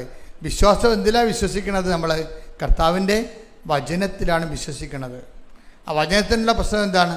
ഞാൻ നിങ്ങളോട് പറഞ്ഞിട്ടുള്ള വചനം നിമിത്തം നിങ്ങൾ വിശുദ്ധിയുള്ളവരായിരിക്കുന്ന ആ വചനത്തിലാണ് നമ്മൾ വിശ്വസിക്കണത്. വിശ്വാസം എവിടുന്നാണ് വേണ്ടത്? കേൾവി എന്നല്ലേ? കേൾവി എന്ന് എവിടുന്നാണ് വേണ്ടത്? യേശുക്രിസ്തുവിൻ്റെ. നമ്മളൊരു 10-17 എടുത്ത് ശ്രദ്ധിക്കട്ടെ. ഹല്ലേലൂയ. റോമ 10:17. വിശ്വാസം കേൾവി. വേണ്ട, വിശ്വാസം എന്ന് പറഞ്ഞാൽ എന്താണ്? കേൾവി നിന്ന്. കേൾവി ക്രിസ്തുവിനെ പറ്റിയുള്ള പ്രസംഗത്തിൽ നിന്നുമാണ്. അതൊക്കെ കൃത്യമല്ല. വിശ്വാസം എവിടെ നിന്ന് വരുന്നു? വിശ്വാസം റോമ 10:17. വിശ്വാസം എവിടെ നിന്ന് വരുന്നു? വിശ്വാസം കേൾവി നിന്ന്. കേൾവി എന്തിനെക്കുറിച്ചാണ്? ക്രിസ്തുവിനെ കുറിച്ചുള്ള പ്രസംഗത്തിൽ നിന്ന്. അതാണ് ഈ കേട്ടുകൊണ്ടിരിക്കുന്നത് നിങ്ങളെ. ക്രിസ്തുവിനെ കുറിച്ചുള്ള വചനങ്ങളിൽ നിന്നാണ്. അപ്പോൾ വിശ്വാസം തന്നെ എവിടെ നിന്നാണ്? വചനത്തിൽ നിന്നാണ് വരണത്. പറഞ്ഞ മനസ്സിലായില്ലേ? വിശ്വാസം എവിടെ നിന്ന് നമുക്ക് വരണത്? വചനത്തിൽ നിന്നാണ് വരണത്. വചനത്തിൻ്റെ പ്രശ്നം എന്താണ്? വചനത്തിന് 2-3 ഗുണങ്ങളാണുള്ളത്. ഒന്നെന്താണ്? വചനം രക്ഷയിലേക്ക് നയിക്കുന്ന ദൈവത്തിൻ്റെ ശക്തിയാണ്. റോമ 1:16 എടുത്ത് സുവിശേഷത്തെ പറ്റി പറഞ്ഞ സുവിശേഷത്തെ പറ്റി ഞാൻ ലജ്ജിക്കുന്നില്ല. എന്തെന്നാൽ വിശ്വസിക്കുന്ന ഏവർക്കും ആദ്യം യഹൂദർക്കും പിന്നീട് ഗ്രീക്കുകാർക്കും അത് രക്ഷയിലേക്ക് നയിക്കുന്ന ദൈവശക്തിയാണ്. അപ്പൊ സുവിശേഷം എന്ന് പറയണത്, വചനം എന്ന് പറയണത് എന്താണ്? അത് രക്ഷയിലേക്ക് നയിക്കുന്ന. രക്ഷ എന്ന് പറഞ്ഞാൽ എന്താണ്? ക്രിസ്തുവാണ്. ലൂക്ക 2:30 എടുത്ത്. ലൂക്ക 2:30-31. എന്തെന്നാൽ സകല ജനതകൾക്കും വേണ്ടി അവിടുന്ന് ഒരുക്കിയിരിക്കുന്ന രക്ഷ എന്റെ കണ്ണുകൾ കണ്ടു കഴിഞ്ഞു. ഇതൊക്കെ ബേസിക് വചനങ്ങളാണ്. എന്താണ്? ക്രിസ്തുവിനെ കയ്യിലെടുത്തപ്പോൾ ശമയോൻ പറഞ്ഞതാണ്. എന്താണ്? സകല ജനങ്ങൾക്ക് വേണ്ടി ഒരുക്കിയിരിക്കുകയാണ്. അല്ല ക്രിസ്ത്യാനികൾക്ക് വേണ്ടി മാത്രമല്ല. മനസ്സിലായില്ലേ? യഹൂദന് വേണ്ടിയും അക്രൈസ്തർക്ക് വേണ്ടിയും ഹിന്ദുക്കൾക്ക് വേണ്ടിയും മുസ്ലിംസിന് വേണ്ടിയും പാർസികൾക്ക് വേണ്ടിയും. എന്തെന്നാൽ സകല ജനങ്ങൾക്കും വേണ്ടി. പറഞ്ഞേ, എന്തെന്നാൽ സകല ജനതകൾക്കും വേണ്ടി ഒരുക്കിയിരിക്കുന്ന രക്ഷ അതാരാണ്? ക്രിസ്തുവാ. അതാണ് ക്രിസ്തുവ. അപ്പൊ വിശ്വാസം എന്ന് പറഞ്ഞാൽ എന്താണ്? വിശ്വാസം കേൾവിയിൽ നിന്നും. 10:17 റോമ.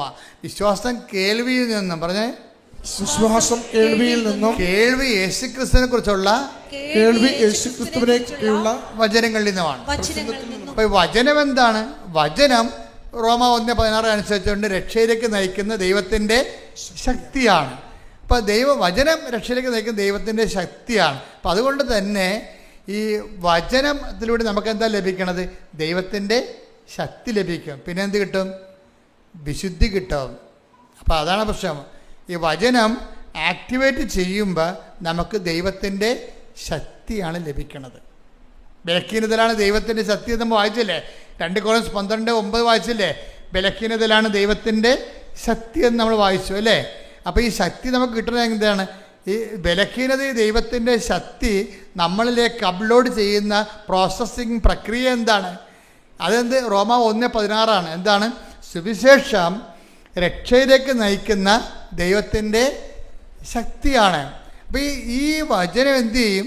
നമ്മൾ പാലിക്കുമ്പോഴേ, അതാണ് അവൻ പറയണ പോലെ ചെയ്യണത്. വചനം നമ്മൾ പാലിക്കുക. വചനം പാലിക്കുമ്പോൾ എന്ത് പറ്റും? വചനം പാലിക്കുമ്പോൾ ഈ ക്രിസ്തുവാകുന്ന ശക്തി എന്താ സംഭവിക്കണത്? നമ്മുടെ ബലഹീനമായ സാഹചര്യങ്ങളിലേക്ക് ഫോക്കസ് ചെയ്യപ്പെടുകയും ദൈവത്തിൻ്റെ ഇടപെടൽ ഉണ്ടാകുകയും ചെയ്യും. അതുകൊണ്ട് എന്ത് ചെയ്യണം? വിശ്വാസം ലഭിക്കുന്നവന് ഈ ശക്തി പ്രവർത്തിക്കണത് എങ്ങനെയാണ്? ശക്തി പ്രവർത്തിക്കണമെങ്കിലുള്ള എൻ്റെ പ്രീ റിക്വസ്റ്റ് എന്താണ്? ഞാൻ നിങ്ങളോട് പറഞ്ഞിട്ടുള്ള വചനം നിമിത്തം നിങ്ങൾ ശുദ്ധിയുള്ളവരായിരിക്കുന്നു. 15:3 എടുത്ത് ശ്രദ്ധിക്കട്ടെ. ഹല്ലേലൂയ, ഹല്ലേലൂയ, ഹല്ലേലൂയ, ശ്രദ്ധിക്കട്ടെ. ഹല്ലേലൂയ, യേശുവേ നന്ദി. ഹല്ലേലൂയ, ഹല്ലേലൂയ, ഹല്ലേലൂയ, ഹല്ലേലൂയ, ഹല്ലേലൂയ, ഹല്ലേലൂയ, യേശുവേ സ്തുതി. ഹല്ലേലൂയ, ഹല്ലേലൂയ. യോഹന്നാൻ 15:3 ഞാൻ നിങ്ങളോട് പറഞ്ഞ വചനം നിമിത്തം ഞാൻ നിങ്ങളോട് പറഞ്ഞ വചനം നിമിത്തം നിങ്ങൾ ശുദ്ധിയുള്ളവരായിരിക്കുന്നു. അതാണ്. അപ്പോൾ വചനത്തിൻ്റെ പ്രശ്നം വെച്ചാൽ വചനത്തിന് ആദ്യം എന്താ വേണ്ടത്? ആദ്യം നമുക്ക് വചനം കേൾക്കുമ്പോൾ ഉടനെ അടയാളങ്ങൾ ഉണ്ടാകത്തില്ല. ശക്തി പ്രവർത്തിക്കണ മുമ്പ് നമ്മൾ എന്ത് ചെയ്യണം? വചനം നിമിത്തം നിങ്ങൾ ശുദ്ധിയുള്ളവരാകണം. അപ്പോൾ വചനം ആക്ടിവേറ്റ് ചെയ്യുമ്പോഴാണ് നമുക്ക് വിശുദ്ധി ഉണ്ടാകണത്.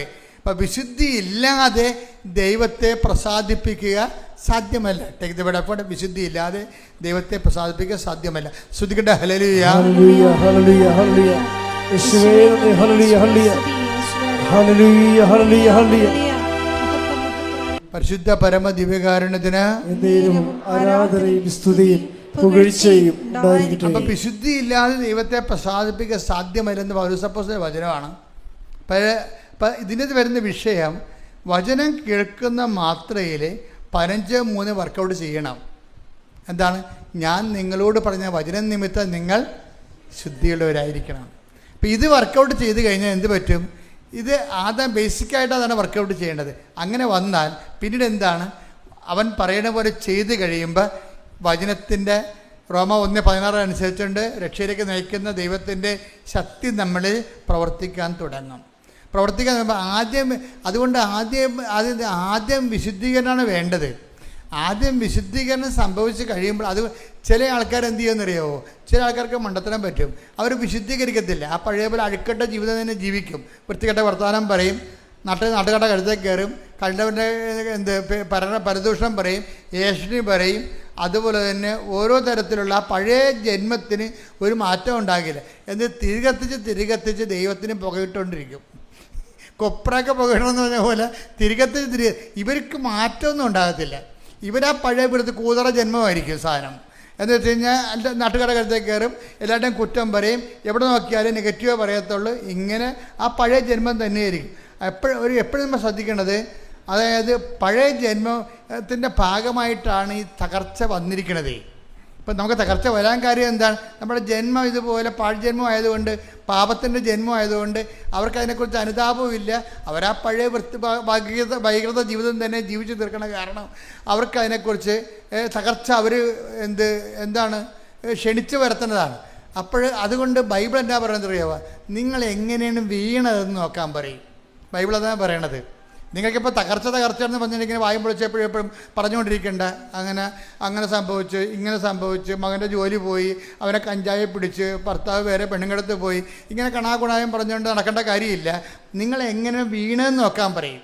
മകനെ കഞ്ചാവ് പിടിച്ചതെന്ന് പറഞ്ഞ് കാര്യം, അയ്യോ അവനെ പച്ചക്കും ഇല്ലയെന്ന് വെച്ചാൽ പഴുത്തതിനും ഇല്ലയെന്ന് വെച്ചാൽ അവൻ്റെ കൂട്ടുകാരൻ കൊടുത്താൽ പൊതിയായിരുന്നു, അവനെ അറിയാൻ പോലെ അഞ്ഞ കൂട്ടുകാരനെ വിശ്വസിച്ച് അവസാനം പോലീസ് പിടിച്ചതൊക്കെ പറയും. ഇങ്ങനെ പറയാവുന്നല്ലാതെ കഥയില്ല. ബൈബിൾ എന്താ പറയണത്? ഇങ്ങനെ ഒരു പാട്ടൊന്നും പറയണ്ട, മറിച്ച് എന്ത് ചെയ്യണം? എങ്ങനെ നിങ്ങൾ വെളിപ്പാട് 2:5 എടുത്ത് ശ്രദ്ധിക്കട്ടെ. ഹല്ലേലൂയ, ഹല്ലേലൂയ, ഹല്ലേലൂയ, ഹല്ലേലൂയ, ഹല്ലേലൂയ, യേശുവേ നന്ദി, യേശുവേ സ്തുതി. ഹല്ലേലൂയ, ഹല്ലേലൂയ, ഹല്ലേലൂയ, ഹല്ലേലൂയ, ഹല്ലേലൂയ. വെളിപാട് 2:5 അതിനാൽ നീ ഏതവസ്ഥയിൽ നിന്ന് അധപ്പതിച്ചുവെന്ന് ചിന്തിക്കുക. ഇതാണ് പ്രശ്നം. അതായത് ഇത് വർക്കൗട്ട് ചെയ്യണമെങ്കിൽ ആദ്യം പറയണമെങ്കിൽ ഇങ്ങനെ പാട്ടൊക്കെ പാടാതെ ആദ്യം ചെയ്യേണ്ടത് നിങ്ങൾ എവിടെയാണ് ഫോളായെന്ന് നോക്കണം. ഫാളിങ് എവിടെ സംഭവം, എവിടെയാണ് വീണെന്ന് നോക്കണം. ഏതവസ്ഥയിൽ നിന്നാണ് അധപ്പതിച്ചതെന്ന് നോക്കണം. അതുകൊണ്ട് ഈശോ ആ നിലപാടിന്, അത് ഈശോയുടെ നിലപാടാണ്. ബൈബിൾ തുന്നിക്കെട്ടുമ്പോൾ അവസാനമായിട്ട് വെളിപാട് അവസാനിക്കാൻ പോകുമ്പോൾ ലാസ്റ്റ് പറഞ്ഞ വാക്കുകളാണ്. എന്താണ്? മനുഷ്യൻ രക്ഷപ്പെടുന്നുണ്ടെങ്കിൽ ആദ്യം ചെയ്യേണ്ടത് ഇന്നത്തെ അവസ്ഥയിലേക്ക് എങ്ങനെ എത്തി, തകർച്ച എങ്ങനെ വന്നു, അതെന്താണ്? കയ്യിരിപ്പ് പരിശോധിക്കാൻ പറയുകയാണ്. കയ്യിരിപ്പ് പരിശോധിക്കാൻ പറയുകയാണ്. കർത്താവ് പറഞ്ഞില്ലേ, സിലോഹയിലെ ഗോപുരം വീണ് 18 പേര് മരിച്ചു. അതിന് കർത്താവിനൊരു ബുദ്ധിമുട്ട്, ഒരു ടെൻഷനും ഇല്ല. അങ്ങയുടെ കാലത്ത് ആ ആഴ്ച സംഭവിച്ചതാണ്. ഒരു ഗോപുരം ഉണ്ടായിരുന്നു, അത് പിടച്ച് തല്ലി വീണ് 18 പേരുടെ കാഞ്ഞുപോയി. എന്നിട്ട് കർത്താവ് ചോദിക്കുകയാണ്, ആ സിലോഹയിൽ അന്ന് അവിടെ ഉണ്ടായിരുന്ന ആൾക്കാരെക്കാളൊക്കെ ഈ ഗോപുരം വീണ് ചത്ത കക്ഷികൾ പാപികളാണെന്ന് നിങ്ങൾ കരുതണുണ്ടോ? ഇല്ലെന്നാണ് എനിക്ക് തോന്നുന്നത്. പശ്ചാത്തപിച്ചില്ലെങ്കിൽ നിങ്ങളും അതുപോലെ തകരും. ഇപ്പം തകർച്ച വന്നെ എന്താണ് കാര്യം? എവിടെയൊക്കെ കുഴപ്പങ്ങൾ ഉണ്ടാക്കിയിട്ടുണ്ട്. ഇപ്പം നിങ്ങൾ ഈ കൊച്ചിനെ കഞ്ചാവ് പിടിച്ചെന്ന് പറഞ്ഞില്ലേ, നിങ്ങൾ പറഞ്ഞത് ശരിയാണ്. അവൻ കഞ്ചാവ് വലിക്കത്തുമില്ല, കഞ്ചാവ് സൂക്ഷിക്കത്തുമില്ല.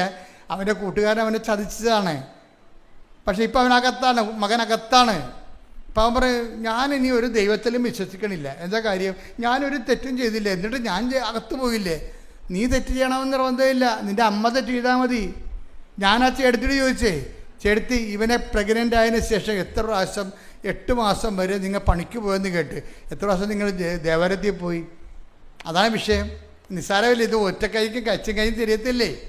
നിങ്ങളിപ്പോൾ തൊഴിലുറപ്പിന് പോണവരുണ്ട്, ഓഫീസിൽ പോണവരുണ്ട്. അവസാന പ്രസവ ലീവ് കൂടിയെടുക്കാൻ വേണ്ടിയേ, പ്രസവ ലീവ് ഗവൺമെൻറ് കൊടുക്കുമല്ലോ, മെറ്റേണിറ്റി ലീവ്. മെറ്റേണിറ്റി ലീവ് പോകാതിരിക്കാൻ വേണ്ടി പ്രസവിക്കണതിന് 5 ദിവസം മുമ്പ് വരെ അവർ ഓഫീസിൽ പോകും, പക്ഷേ ദേവാലയത്തിൽ പോകത്തില്ല. അതാണ് വിഷയം. കർത്താവിന് അതായത് എപ്പോഴും നമ്മൾ ശ്രദ്ധിക്കണം, ദൈവത്തിന് കൊടുക്കേണ്ടത് ദൈവത്തിന് കൊടുക്കണം. നിങ്ങളുടെ പ്രസവ ലീവ് കൂട്ടിയെടുക്കാൻ വേണ്ടിയാണ് നിങ്ങൾ അന്ത്യനിമിഷം വരെ പ്രസവിക്കുന്നതിന് 3 ദിവസം മുമ്പ് വരെ നിങ്ങൾ ഓഫീസിൽ പോകും. പക്ഷേ അതേസമയം തന്നെ ദൈവികമായ കാര്യങ്ങൾക്ക് ഈ മകനെ പ്രസവിക്കുന്ന സമയത്ത് നിങ്ങളുടെ ദൈവമായിട്ടുള്ള നിങ്ങളുടെ ബന്ധം എന്തായിരുന്നു? ദൈവികമായൊരു കൃപയിലാണോ നിങ്ങൾ ഇവനെ പ്രസവിച്ചതെങ്കിൽ ഇവനെ ഇങ്ങനെ പിടിക്കേണ്ട കാര്യമില്ല. എന്താ കാര്യം? ദൈവം പ്രൊട്ടക്റ്റ് ചെയ്യും. അതാണ് സ്മിർനായിലെ സഭ ചോദിക്കുന്നത്.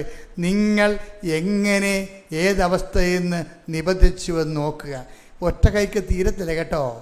അതായത് ആദ്യം വിശുദ്ധീകരണം, പിന്നെ ശക്തീകരണം. അതാണ് ദൈവത്തിൻ്റെ ഒരു ആക്ഷൻ്റെ രീതി. അതാണ് നിങ്ങൾ പറഞ്ഞത്. എന്താണ്? ആദ്യം ശക്തീകരണം, പിന്നെ ഞാൻ വിശുദ്ധീകരിച്ചോളാം. നടക്കത്തില്ല. ഇത് കറക്റ്റ് ചെയ്യണം. ഞാൻ നിങ്ങളെ കുറ്റപ്പെടുത്തുകയല്ല. എൻ്റെ മക്കളെല്ലാവരും കാര്യം ഉടമ്പടി 10 പേര് ചെയ്താൽ 10 പേരും വലിയ രക്ഷ. കാര്യം ഉടമ്പടി പെർഫെക്റ്റ് ഫോർമുലയാണ്, അതിന് തെറ്റില്ല. അത് കറക്റ്റാണ്, പ്രൂവൺ ഫാക്റ്റാണത്. പക്ഷേ ചില ആൾക്കാർ അത് ചെയ്ത് തെറ്റിക്കണുണ്ട്. ആദ്യം എന്താണ്? ആദ്യം വിശുദ്ധീകരണം, പിന്നെ എന്ത് ചെയ്യണം? പിന്നെയാണ്, അതാണ് ഈശോ പറഞ്ഞത്, ഞാൻ വിശുദ്ധീകരണത്തിന് എന്ത് ചെയ്യണം? ഒന്നും ചെയ്യണ്ട. കർത്താവിൻ്റെ വചനം അനുസരിച്ച് ജീവിച്ചാൽ മതി, വേറെ ഒന്നും ചെയ്യണ്ട. അതായത് കർത്താവിൻ്റെ വചനത്തിൽ എങ്ങനെയാണ്, എന്താണ് എഴുതിയിരിക്കുന്നത്, അതനുസരിച്ച് ജീവിച്ചാൽ മതി. അതാണ് ഈശോ പറഞ്ഞത് 15:3 ഞാൻ നിങ്ങളോട് പറഞ്ഞ വചനം നിമിത്തം നിങ്ങൾ വിശുദ്ധീകരിച്ചിരിക്കുന്നു. കർത്താവിൻ്റെ വചനത്തിൽ എന്താ പറയണത്? കൊല്ലരുത്. അപ്പോൾ അബോർഷൻ അവിടെ വെച്ച് തന്നെ തീരുമാനമായി. അബോർഷനെ കുറിച്ച് അവിടെ തീരുമാനമായി. നിങ്ങൾക്ക് അബോർഷൻ ചെയ്യാൻ അനുവാദമില്ല. നിങ്ങൾ എന്ത് ഉദ്ദേശത്തിലാണ് അബോർഷൻ ചെയ്തത്? അപ്പോൾ ആ രീതിയിൽ നിങ്ങൾ 2 അബോർഷൻ ചെയ്തിട്ട് 3ാമത്തെ കൊച്ചിനാണ് ഇപ്പോൾ കഞ്ചാവ് പിടിച്ചിരിക്കുന്നത്. 2 അബോർഷൻ ഗർഭപാത്രം കൊലക്കലമാക്കിയതിന് ശേഷമാണ് 3ാമത്തെ കൊച്ച് ജനിച്ച്. നിങ്ങളുടെ സൗകര്യത്തിൽ നിങ്ങളെ പ്രത്യേകിച്ച് 2ാമത്തെ കൊച്ചിനെ പെട്ടെന്ന് ജനിച്ച് പ്രഗ്നൻ്റ് ആയത് കാരണം പാൽ കൊടുക്കണമല്ല, ഷേപ്പ് പോകുമല്ല എന്നൊക്കെ പറഞ്ഞ് നിങ്ങളെക്കുറിച്ച് ചിന്തിച്ച കാരണം എന്നാ പറ്റിയെന്ന് വെച്ച് കഴിഞ്ഞാൽ നിങ്ങളുടെ സൗകര്യത്തിലേക്ക് മാറ്റിവെച്ചത് തെറ്റാണെന്നല്ല ഞാൻ പറയണത്. പക്ഷേ നിങ്ങളുടെ സൗന്ദര്യത്തിൻ്റെ വിഷയത്തിലോ സൗകര്യത്തിൻ്റെ വിഷയത്തിലോ ആണ് ദൈവികമായ പദ്ധതി മാറ്റിവെച്ചതെങ്കിൽ സ്വാഭാവികമായിട്ടും ആ ദൈവികമായ പദ്ധതിയല്ല. ദൈവഭയമില്ലെന്ന് എൻ്റെ അർത്ഥം. ദൈവഭയമില്ല. അത് എനിക്കിഷ്ടമുള്ളപ്പോൾ ഞാൻ ചെയ്യും. അതിപ്പോൾ ദൈവത്തെ അറിയാത്ത ആൾക്കാർ അങ്ങനെയല്ലേ ചെയ്യണത്. അതുപോലെ ദൈവത്തെ അറിഞ്ഞ ആൾക്കാരും ചെയ്ത് കഴിഞ്ഞാൽ എന്തെങ്ങനെ ചെയ്യണത്?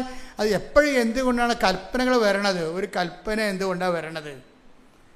അപ്പോൾ ഇപ്പോൾ നമ്മൾ ഗൂഗിൾ, ഇപ്പോൾ ഞാനിപ്പോൾ കഴിഞ്ഞ ദിവസം തൃശ്ശൂർ പോയപ്പോൾ തന്നെ എനിക്ക് മുമ്പേ പോയ അണ്ണന്മാർ വേറെ വഴി എടുത്തു പോയി.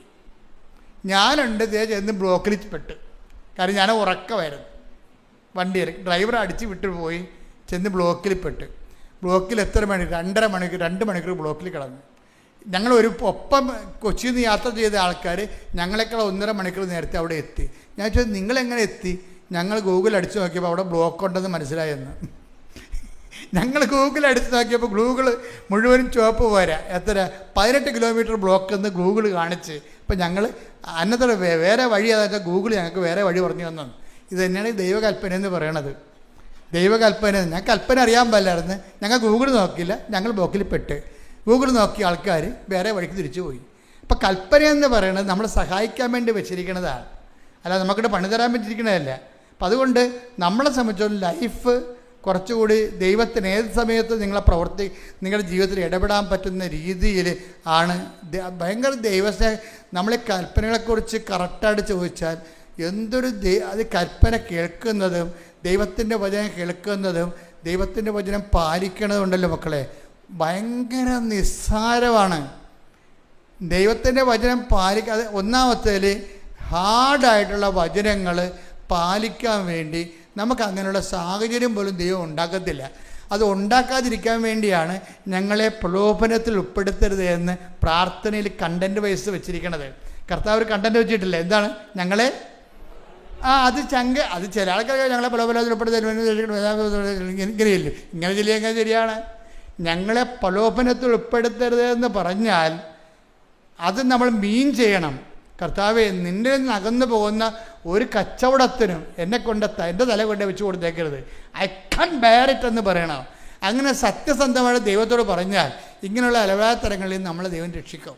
അപ്പോൾ ആ ചേടത്തി എന്ന് പറഞ്ഞത് 12 കൊല്ലം, അപ്പോൾ ഈ 10-20 കൊല്ലമല്ലേ കല്യാണം കഴിക്കാതെ കൂദാസ് ചെയ്യാതെ ജീവിച്ചതെന്ന് പറയണത്. അപ്പം അതുകൊണ്ടാണ് അവർ പറയണത് കൂദാസ് ചെയ്യാതെ ഇങ്ങനെ കുഞ്ഞുങ്ങളായിട്ട് ജീവിക്കുകയല്ലേ. അതുകൊണ്ട് പറയണത് എനിക്ക് വിശ്വാസമൊന്നുമില്ല. വിശ്വാസം പോയി അവരുടെ വിശുദ്ധി പോണ സ്ഥലത്ത് വെച്ച് വിശ്വാസം പോകും. എൻ്റെ ഡൗട്ട് എന്താണ്? നിങ്ങൾക്ക് വിശ്വാസം ഉണ്ടെന്ന് പറഞ്ഞത് വിശ്വാസം ഇങ്ങനെ ഉണ്ടാക്കിയെടുക്കണമല്ലത്, ദൈവത്തിൻ്റെ ദാനമാണത്. പരിശുദ്ധാത്മാവിൻ്റെ ദാനമല്ല വിശ്വാസം. അല്ല നമ്മുടെ ലോകത്തിലുണ്ടാകുന്ന ജ്ഞാനങ്ങളെ പോലെ അമേരിക്ക അവിടെ ഉണ്ടെന്ന് വിശ്വസിക്കണതാണ്, അതൊന്നുമല്ല. വിശ്വാസം ദൈവത്തിലുള്ള എല്ലാ കാര്യങ്ങളും, ദൈവികമായ നടപടിക്രമങ്ങൾ, ജീവിതത്തിൽ സംഭവിക്കുന്ന ഓരോ വിഷയങ്ങൾക്കും ദൈവത്തിൻ്റെ പാദസ്വനങ്ങളുണ്ടെന്ന് മനസ്സിലാക്കുന്നതിനുള്ള പരിശുദ്ധാത്മാവ് നോക്കുന്ന വിവേചന ശക്തിയാണ് വിശ്വാസം. അപ്പം ആ വിശ്വാസം എന്ന് പറഞ്ഞാൽ ദൈവദാനം തന്നെയാണ്. വിശുദ്ധി പോയാൽ വിശ്വാസം കുറയും. പക്ഷേ അപ്പോൾ എന്താ വേറെ ഒരു ഗുണം ചെയ്ത്? അപ്പോഴേ ഇവിടെ എന്ത് സംഭവിച്ചിരിക്കണത്? ഇവർക്ക് വിശ്വാസമില്ലെങ്കിലും നമ്മൾക്ക് ഈ പ്രിൻസിക്കാണ് വിശ്വാസം ഇല്ലെന്ന് പറയണത്. പക്ഷേ ആർക്കാണ് വിശ്വാസം ഉള്ളത്? ജിൻസിക്ക് വിശ്വാസമുണ്ട്. അവൾ പറയണേ എൻ്റെ വിശ്വാസത്തിലാണ് ഇത് വർക്കൗട്ട് ചെയ്തിരിക്കണമെന്ന് പറയും. നിങ്ങൾ ഈ വർഷം കയറിപ്പോകുമെന്ന് പറയും. അത് അവരുടെ വിശ്വാസത്തിലല്ല. ആരാണ്? ചെയ്ത് കൊടുത്തവൻ്റെ, അവിടെ നെറ്റിക്ക് കുരിശിട്ടവൻ്റെ കിട്ടവളുടെ വിശ്വാസത്തിൻ്റെ അടിസ്ഥാനത്തിലാണ് ഗ്യാരണ്ടി ചെയ്യണത്.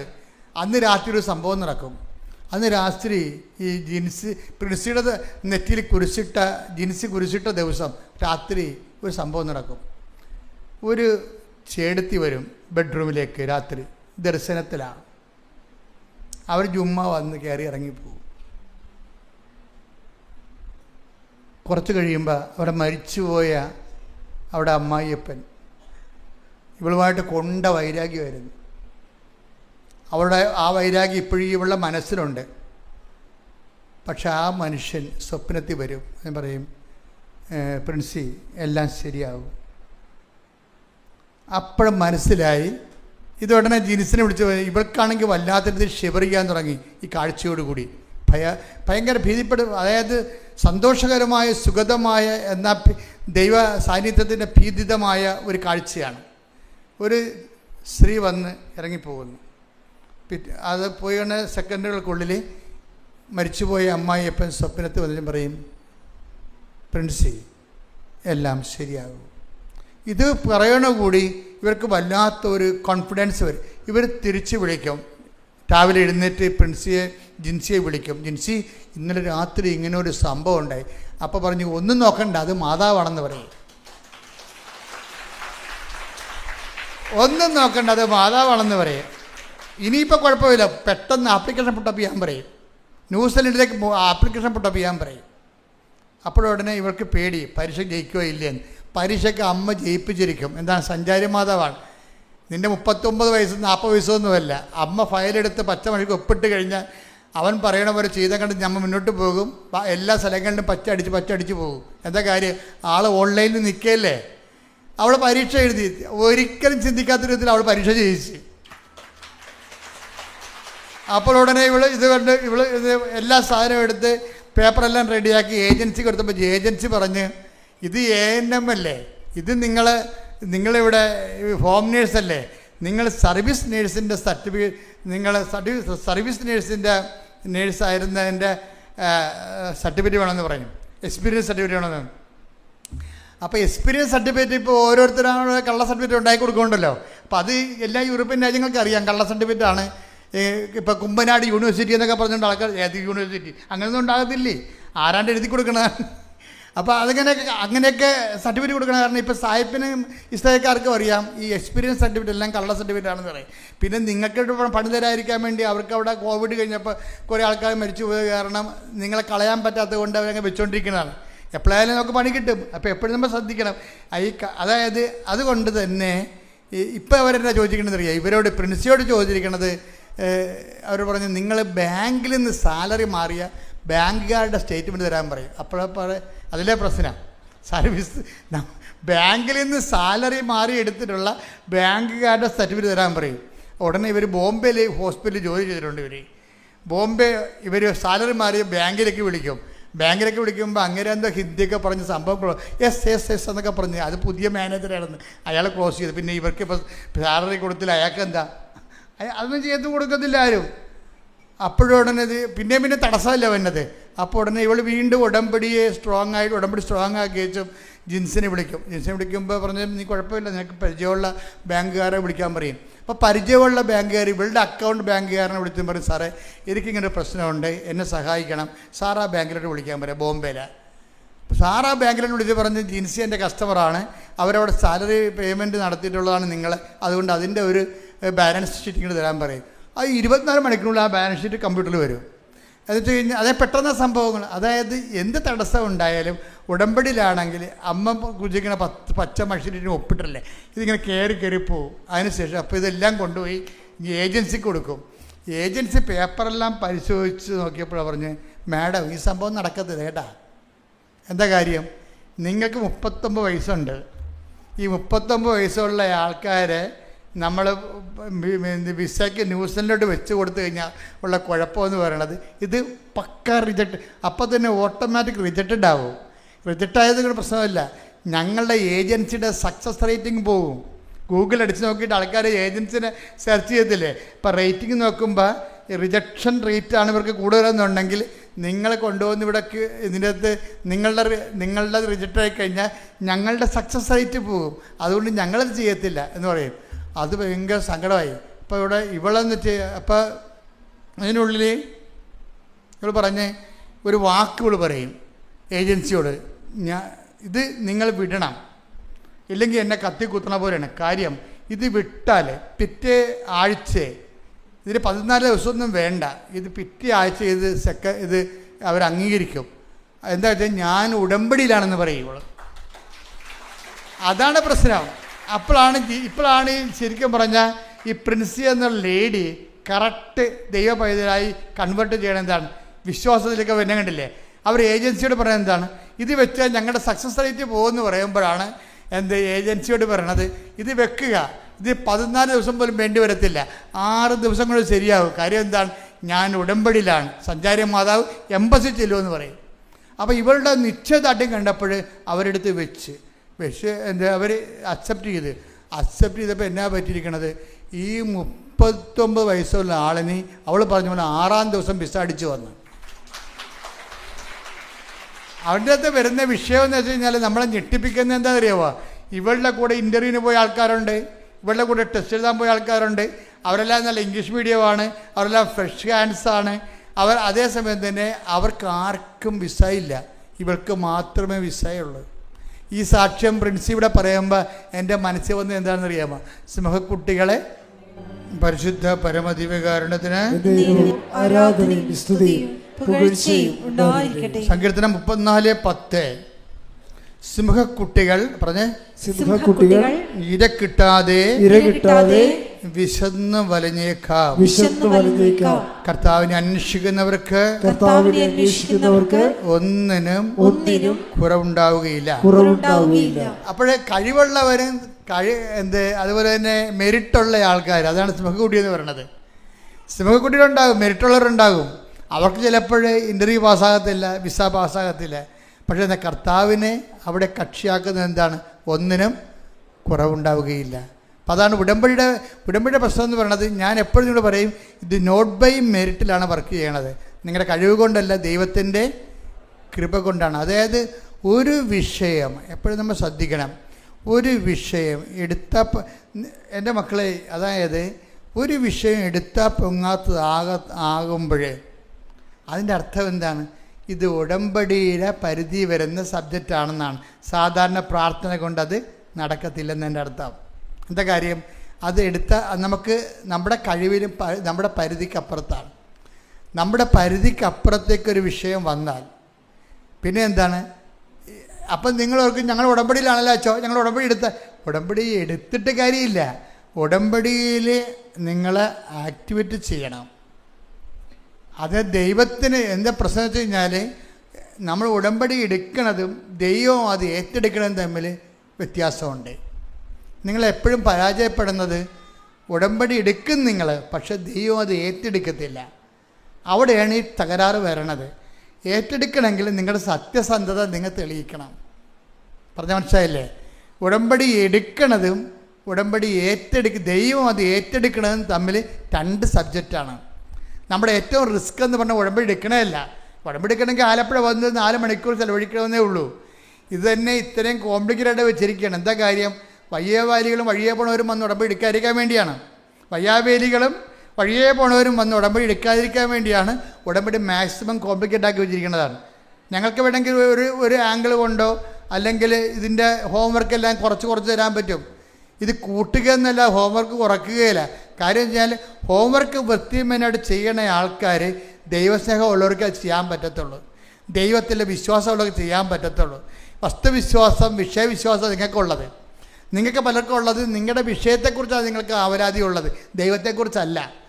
ഞങ്ങളൊക്കെ ഇവിടെ ഈ ഉടുപ്പ് വിട്ട് നിൽക്കുന്നതും നിങ്ങളൊക്കെ എല്ലാം ഇവിടെ വന്നിരിക്കുന്നതിൻ്റെ പിന്നിലെ ഒരു ജന്മമുണ്ട്. എന്താ? ദൈവത്തെക്കുറിച്ച് മാത്രം ചിന്തിച്ച് ദൈവത്തിന് അറിയാത്തത് അറിയിക്കണം, അറിഞ്ഞവരെ ആഴപ്പെടുത്തണമെന്നും പറഞ്ഞ് ജീവിച്ചു കൂട്ടിയ ഒരു ജീവിതമുണ്ട്. അതാണ് എൻ്റെ ബേസ് എന്ന് പറയണത്. ദൈവത്തിൻ്റെ മുമ്പിൽ നമ്മൾ ആ റെക്ടിഫൈ ചെയ്യണം, ക്ലാരിഫൈ ചെയ്യണം. എന്താ കാര്യം? ഞാൻ ജീവിക്കണത് അങ്ങയ്ക്ക് വേണ്ടിയാണെന്ന് ദൈവത്തിന് തോന്നണം. അപ്പോൾ ദൈവം നിങ്ങൾ ഉടമ്പടി നിങ്ങൾ എടുക്കണതും അത് ദൈവം അത് ഏറ്റെടുക്കണതും രണ്ട് സബ്ജക്റ്റാണ്. നമ്മുടെ മുമ്പിലുള്ള ഏറ്റവും വലിയ റിസ്ക് എന്താണ്? നിങ്ങളുടെ ഉടമ്പടി, നിങ്ങൾ എടുത്ത ഉടമ്പടി ദൈവത്തെ കൊണ്ട് ഏറ്റെടുപ്പിക്കുന്നതാണ്. എങ്ങനെയാണ് ദൈവത്തെ കൊണ്ട് ഏറ്റെടുപ്പിക്കണത്? ഉടമ്പടി വിഷയങ്ങളെല്ലാം ചെയ്യണത് പക്കാ ദൈവവിശ്വാസത്തോടുകൂടിയാണോ? പക്കാ ദൈവസ്നേഹത്തോടുകൂടിയാണോ? ഉടമ്പടിക്കാലം കഴിഞ്ഞ് നിങ്ങൾ ദൈവത്തിൻ്റെ മുമ്പിൽ ദൈവ പൈതലിനെ പോലെ ജീവിക്കുമോ? ഇതെല്ലാം ദൈവം ഇങ്ങനെ ചോദിച്ചുകൊണ്ടേയിരിക്കും. ഉടമ്പടിക്കാലം കഴിഞ്ഞ് നിങ്ങളുടെ അവസ്ഥയെക്കുറിച്ചാണ് നിങ്ങളെപ്പോഴും അഡ്രസ്സ് ചെയ്യേണ്ടത്. ഉടമ്പടിക്കാലത്ത് ചിലപ്പോൾ നിങ്ങൾ ഇതെല്ലാം പാലിക്കുമായിരിക്കും. അത് അങ്ങനെ പാലിക്കുന്നതിന് കുഴപ്പമൊന്നുമില്ല. കേവല വിശ്വാസമുള്ളവർക്ക് എല്ലാം പാലിക്കാൻ പറ്റും. ഉടമ്പടിക്കാലം ആ 90 ദിവസം കഴിഞ്ഞ് ചില ആൾക്കാർ പുതുക്കും, ചില ആൾക്കാർ പുതുക്കത്തില്ല. ചില ആൾക്കാർ പുതുക്കിയില്ലെങ്കിലും പുതുക്കിയ പോലെ ജീവിക്കും. ചില ആൾക്കാർ പുതുക്കിയാലും പുതുക്കാത്ത പോലെ ജീവിക്കും. അവർ ഉടമ്പടി പുതുക്കും. ഇവിടെ വന്ന് അവിടെയും ക്ലാസ് കേട്ട് ഇവിടെയും ക്ലാസ് കേട്ട് ഇവിടെയും ഒപ്പം എടുത്ത് കൗൺസിലർ ചോദിക്കുമ്പോൾ യെസ് ഇടവകെ പ്രവർത്തിക്കുന്നുണ്ട്, യെസ് ഉപവസിക്കുന്നുണ്ട്, യെസ് അതുപോലെ തന്നെ പ്രാർത്ഥിക്കുന്നുണ്ട്, യെസ് എല്ലാത്തിനും തലകുരിക്കും. ഒരു കുന്തവും ചെയ്യത്തില്ലെന്നറിയാം. നിങ്ങൾ ഉടമ്പടി ലക്ഷ്യം ദൈവമായിരിക്കണം, ദൈവത്തോടുള്ള സ്നേഹമായിരിക്കണം നിങ്ങൾ ഉടമ്പടി ജീവിക്കാനുള്ള കാരണം. കഴിഞ്ഞ ദിവസങ്ങളിൽ ഒരു പട്ടാളക്കാരൻ വന്ന് ഉടമ്പടി എടുത്ത് എനിക്കത് ഇഷ്ടപ്പെട്ട സാക്ഷി കേട്ടോ. അതുകൊണ്ട് ഞാൻ ഇതൊക്കെ ഇതെടുത്ത് ആ പട്ടാളക്കാരൻ്റെ സാക്ഷി എടുക്കാൻ കാര്യം അതാണ്. അതായത് പട്ടാളക്കാരൻ്റെ പേര് ഷിബിൻ ആൻ്റണി. ഞങ്ങൾ വയനാടുകാരാണ് പട്ടാളം. അതായത് ഈ ഇടുക്കിക്കാരനാണ് ഷിബിൻ ആൻ്റണി, ചെറുപ്പക്കാരനാണ്. അപ്പോൾ ഷിബിൻ ആൻ്റണിയുടെ ഉടമ്പടി കണ്ടൻറ്റിൽ ഭയങ്കര റിച്ച് കണ്ടൻറ്റാണ്. അതിൻ്റെ ഉള്ളടക്കങ്ങളെ ഭയങ്കര ധന്യമാണ്. എന്ന് വെച്ച് കഴിഞ്ഞാൽ എന്താ പ്രശ്നം വെച്ചാൽ ഷിബിൻ ആൻ്റണിയുടെ പ്രശ്നം നമുക്കറിയാം. നമുക്ക് ഷിബിൻ ആൻ്റണി പട്ടാളക്കാരനാണെങ്കിൽ 26 ലക്ഷം രൂപയുടെ കടമുണ്ട്. ആ കടം വീട് സ്ഥലത്തിനും വേണ്ടിയാണ് ബാങ്കിൽ വെച്ചിരിക്കുന്നത്. വീട് സ്ഥലമാണ് ബാങ്കിൽ വെച്ചിരിക്കുന്നത്. അപ്പോൾ ആ സ്ഥലം വെച്ചിരിക്കണമെന്നുണ്ടെങ്കിലും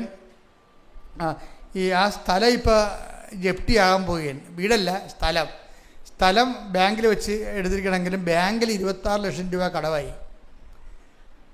പക്ഷേ ബാങ്കുകാരൻ എങ്ങനെ ഇന്ന് ലോണ് കൊടുത്തെന്ന് നമുക്കറിയാൻ പാടില്ല.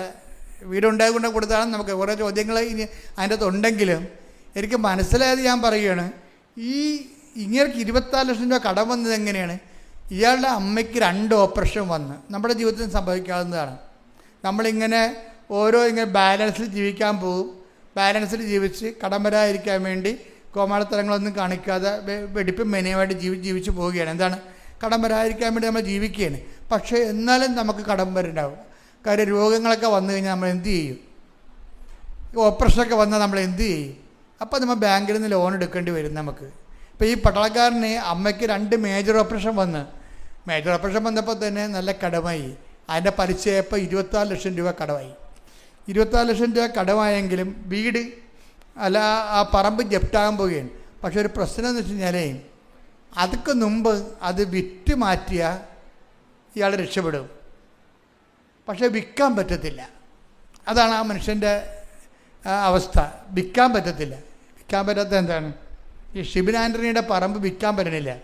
കാര്യം വഴിയില്ല. വഴിയില്ലാത്ത പറമ്പ് വിൽക്കാൻ പറ്റത്തില്ലല്ലോ. അപ്പം അങ്ങനെ ഒരു കുഴപ്പത്തിൽ ചാടിക്കും.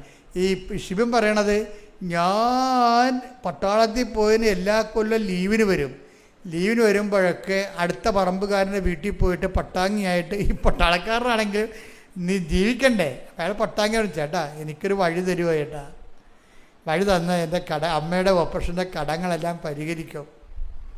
അമ്മയുടെ ഓപ്പറേഷൻ്റെ കടമെല്ലാം പരിഹരിച്ചാൽ എനിക്കൊന്ന് തലയുയർത്തി നിൽക്കാൻ പറ്റും, എനിക്കൊരു ആ സ്ഥലം വിൽക്കാൻ പറ്റുമെന്ന് പറയും.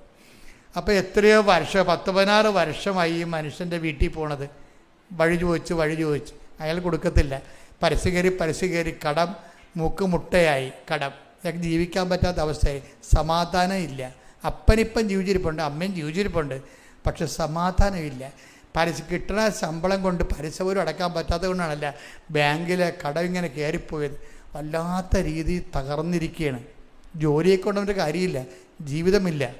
ജോലിയുണ്ട്, ജീവിതമില്ല. അങ്ങനെയുള്ള അവസ്ഥയാണ്. അപ്പോഴാണ് ഈ മനുഷ്യൻ്റെ വീട്ടിൽ അതാണ് നിങ്ങളെ പറയണതേ, നിങ്ങൾ ഇന്ന് വരെ അച്ഛൻ്റെ ധ്യാനം കൂടാത്ത ആൾക്കാരുണ്ട്.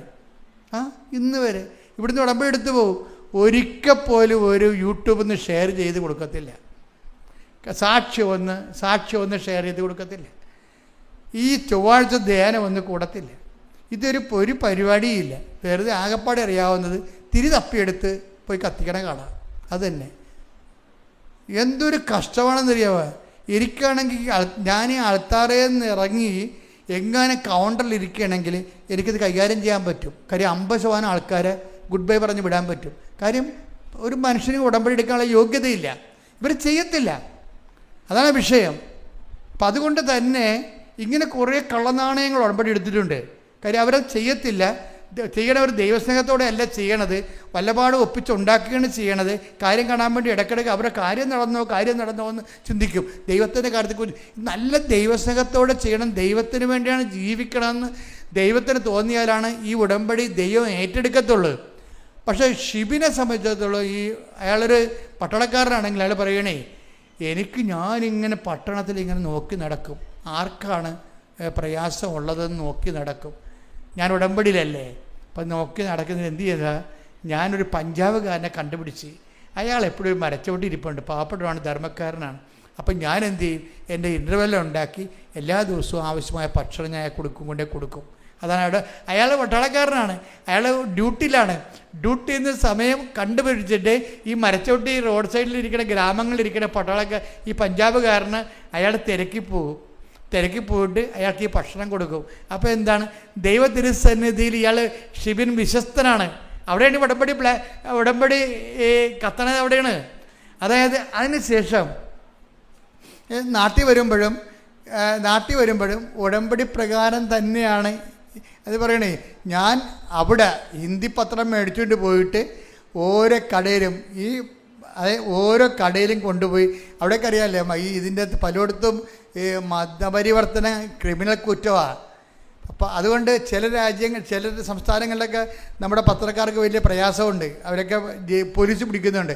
പിന്നെ ഇവിടുന്നൊക്കെ വിളിച്ച് പറഞ്ഞും നമ്മൾ അവിടെയുള്ള സ്വാധീനമൊക്കെ ഉപയോഗിച്ചൊക്കെയാണ് അവരെ കാര്യങ്ങൾ പറഞ്ഞ് മനസ്സിലാക്കി. അതുകൊണ്ടാണ് നമ്മൾ ഡിസ്ക്ലെയിമർ പത്രത്തിൽ ഇട്ടിരിക്കണത്. പത്രം ആർക്കും കൊടുക്കാറില്ല. നമ്മുടെ ഭരണഘടന നമുക്ക് മൗലികമായ അവകാശം തരുന്നുണ്ട്. നമ്മുടെ അറിവുകൾ, ബോധ്യങ്ങൾ മറ്റുള്ളവരൊക്കെ ഷെയർ ചെയ്യാൻ നമുക്ക് അധികാരമുണ്ട്. പക്ഷേ പോലീസുകാർ വെറുതെ കയറി പിടിക്കണം, കേസ് നിൽക്കത്തില്ല. പക്ഷേ അതേസമയം അവർ വേറെ വകുപ്പൊക്കെ എഴുതി ചേർത്താൽ നമ്മുടെ ആൾക്കാർ ചില സമയത്ത് പീഡിപ്പിക്കണം. എന്നിട്ട് പോലും ആൾക്കാർ റിസ്ക് എടുത്ത് പത്രം കൊടുക്കുന്നുണ്ട്. ഇത് ഒരു റിസ്ക്കും ഇല്ലാത്ത ആൾക്കാരുടെ വീട്ടിൽ പത്രം വെറുതെ ഇരിപ്പുണ്ട്. മനസ്സിലായില്ലേ? ഒരു റിസ്ക്കും ഇല്ല, ആർക്ക് വേണം കൊടുക്കാവുന്ന വീട്ടിലും പത്രം കൊണ്ട്. ഏറ്റവും വലിയ ഗതികേടെന്ന് പറയണത്, നിങ്ങൾ ഉടമ്പടി എടുത്തിട്ട് ഭാര്യനെ കൊണ്ട് പത്രം കൊടുപ്പിക്കണതാണ് ഏറ്റവും വലിയ ഗതികേട്. മക്കൾ ഉടമ്പടി എടുക്കും, അമ്മയെ കൊണ്ട് ഭർത്താവ് പത്രം കൊടുപ്പിക്കും. ഇത് രണ്ട് ഒരു വിഷയമാണ്. ഉടമ്പടി പേഴ്സണൽ വ്യക്തിപരമായിട്ടുള്ള വിഷയമാണത്. നിങ്ങൾ വ്യക്തിപരമായിട്ടാണ് ഉടമ്പടി എടുത്തിരിക്കുന്നത് ദൈവമായിട്ട്. അപ്പോൾ ആ വർക്ക് നിങ്ങൾ ഇങ്ങനെ കൊട്ടേഷൻ കൊടുക്കരുത്. നിങ്ങൾ കൊട്ടേഷൻ കൊടുത്തു കഴിഞ്ഞാൽ എന്താ പറ്റുമെന്ന് വെച്ച് കഴിഞ്ഞാൽ ഉടമ്പടി വർക്കൗട്ട് ചെയ്യത്തില്ല. പിന്നെ നിങ്ങൾ കത്തോലിക്കന്നെ കുമ്പസാരിക്കാൻ പറയണം, ദൈവത്തിനെ പറ്റിച്ചിട്ടുണ്ടെന്ന് പറയണം നിങ്ങളെ. കാര്യം എന്താ കഴിഞ്ഞാൽ ഉടമ്പടി നിങ്ങൾ ചെയ്തോളാമെന്നാണ് ഇവിടെ ഉടമ്പടി പ്രഖ്യാപനം നടത്തിയിരിക്കുന്നത്. അല്ലാതെ വൈഫിനെ കൊണ്ടാ മക്കളെ കൊണ്ടാ പത്രം കൊടുപ്പിക്കാമെന്നല്ല. അപ്പം അതുകൊണ്ടാണ് നീ അച്ഛന്മാർ വന്ന് ഉടമ്പടി എടുക്കുമ്പോൾ ഞാൻ അച്ഛന്മാരോട് പറയും, അച്ഛന്മാർ കാര്യങ്ങൾ അറിഞ്ഞുകൊണ്ടാണ് വന്നിരിക്കുന്നത്. നിങ്ങൾ വിഷയം ഉണ്ടെന്നൊക്കെ എനിക്കറിയാം, പക്ഷെ അതല്ല, നിങ്ങൾ ഉടമ്പടി പാലിക്കാൻ കറക്റ്റാണോ നിങ്ങൾ ഈ പത്രം വൃത്തിയായിട്ട് കൊണ്ടേ കൊടുക്കുമോ എന്ന് ഞാൻ ചോദിക്കും.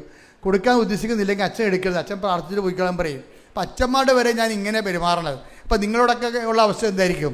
അപ്പം അതുകൊണ്ട് എപ്പോഴും നമ്മൾ ശ്രദ്ധിക്കേണ്ടത്, നിങ്ങൾ കൃത്യമായിട്ട് സംഭവം ഇത് കാര്യം ഇതിൻ്റെ 50 പോയിൻ്റ് സുവിശേഷ കൈമാറ്റത്തിനാണ്, 30 പോയിൻ്റ് ഉപവിപ്രവർത്തനങ്ങൾക്കാണ്, 20 പോയിൻ്റാണ് പ്രത്യക്ഷീകരണ പ്രാർത്ഥനയ്ക്കുള്ളത്. നിങ്ങൾ ആ 30 എന്താണ് അങ്ങനെ അച്ഛൻ? അപ്പോൾ നിങ്ങൾ എന്നോട് ചോദിക്കും, എന്തുകൊണ്ട് അച്ഛൻ എന്ത് കണക്കനുസരിച്ചാണ് ഇത് പറയണമെന്ന്? ഇത് പറയണമെന്ന് പറയുന്നത് 5:19 അനുസരിച്ചുകൊണ്ടാണ്. അച്ഛാ ഒന്ന് വായിച്ചാ മത്തായി 5:19 ശ്രദ്ധിക്കട്ടെ. ഹല്ലേലൂയ ഹല്ലേലൂയ ഹല്ലേലൂയ ഹല്ലേലൂയ യേശുവേ നന്ദി, യേശുവേ സ്തുതി. ഹല്ലേലൂയ ഹല്ലേലൂയ ഹല്ലേലൂയ ഹല്ലേലൂയ ഹല്ലേലൂയ ഹല്ലേലൂയ യേശുവേ ആരാധന ആരാധന ആരാധന ആരാധന ആരാധന. മത്തായി 5:19.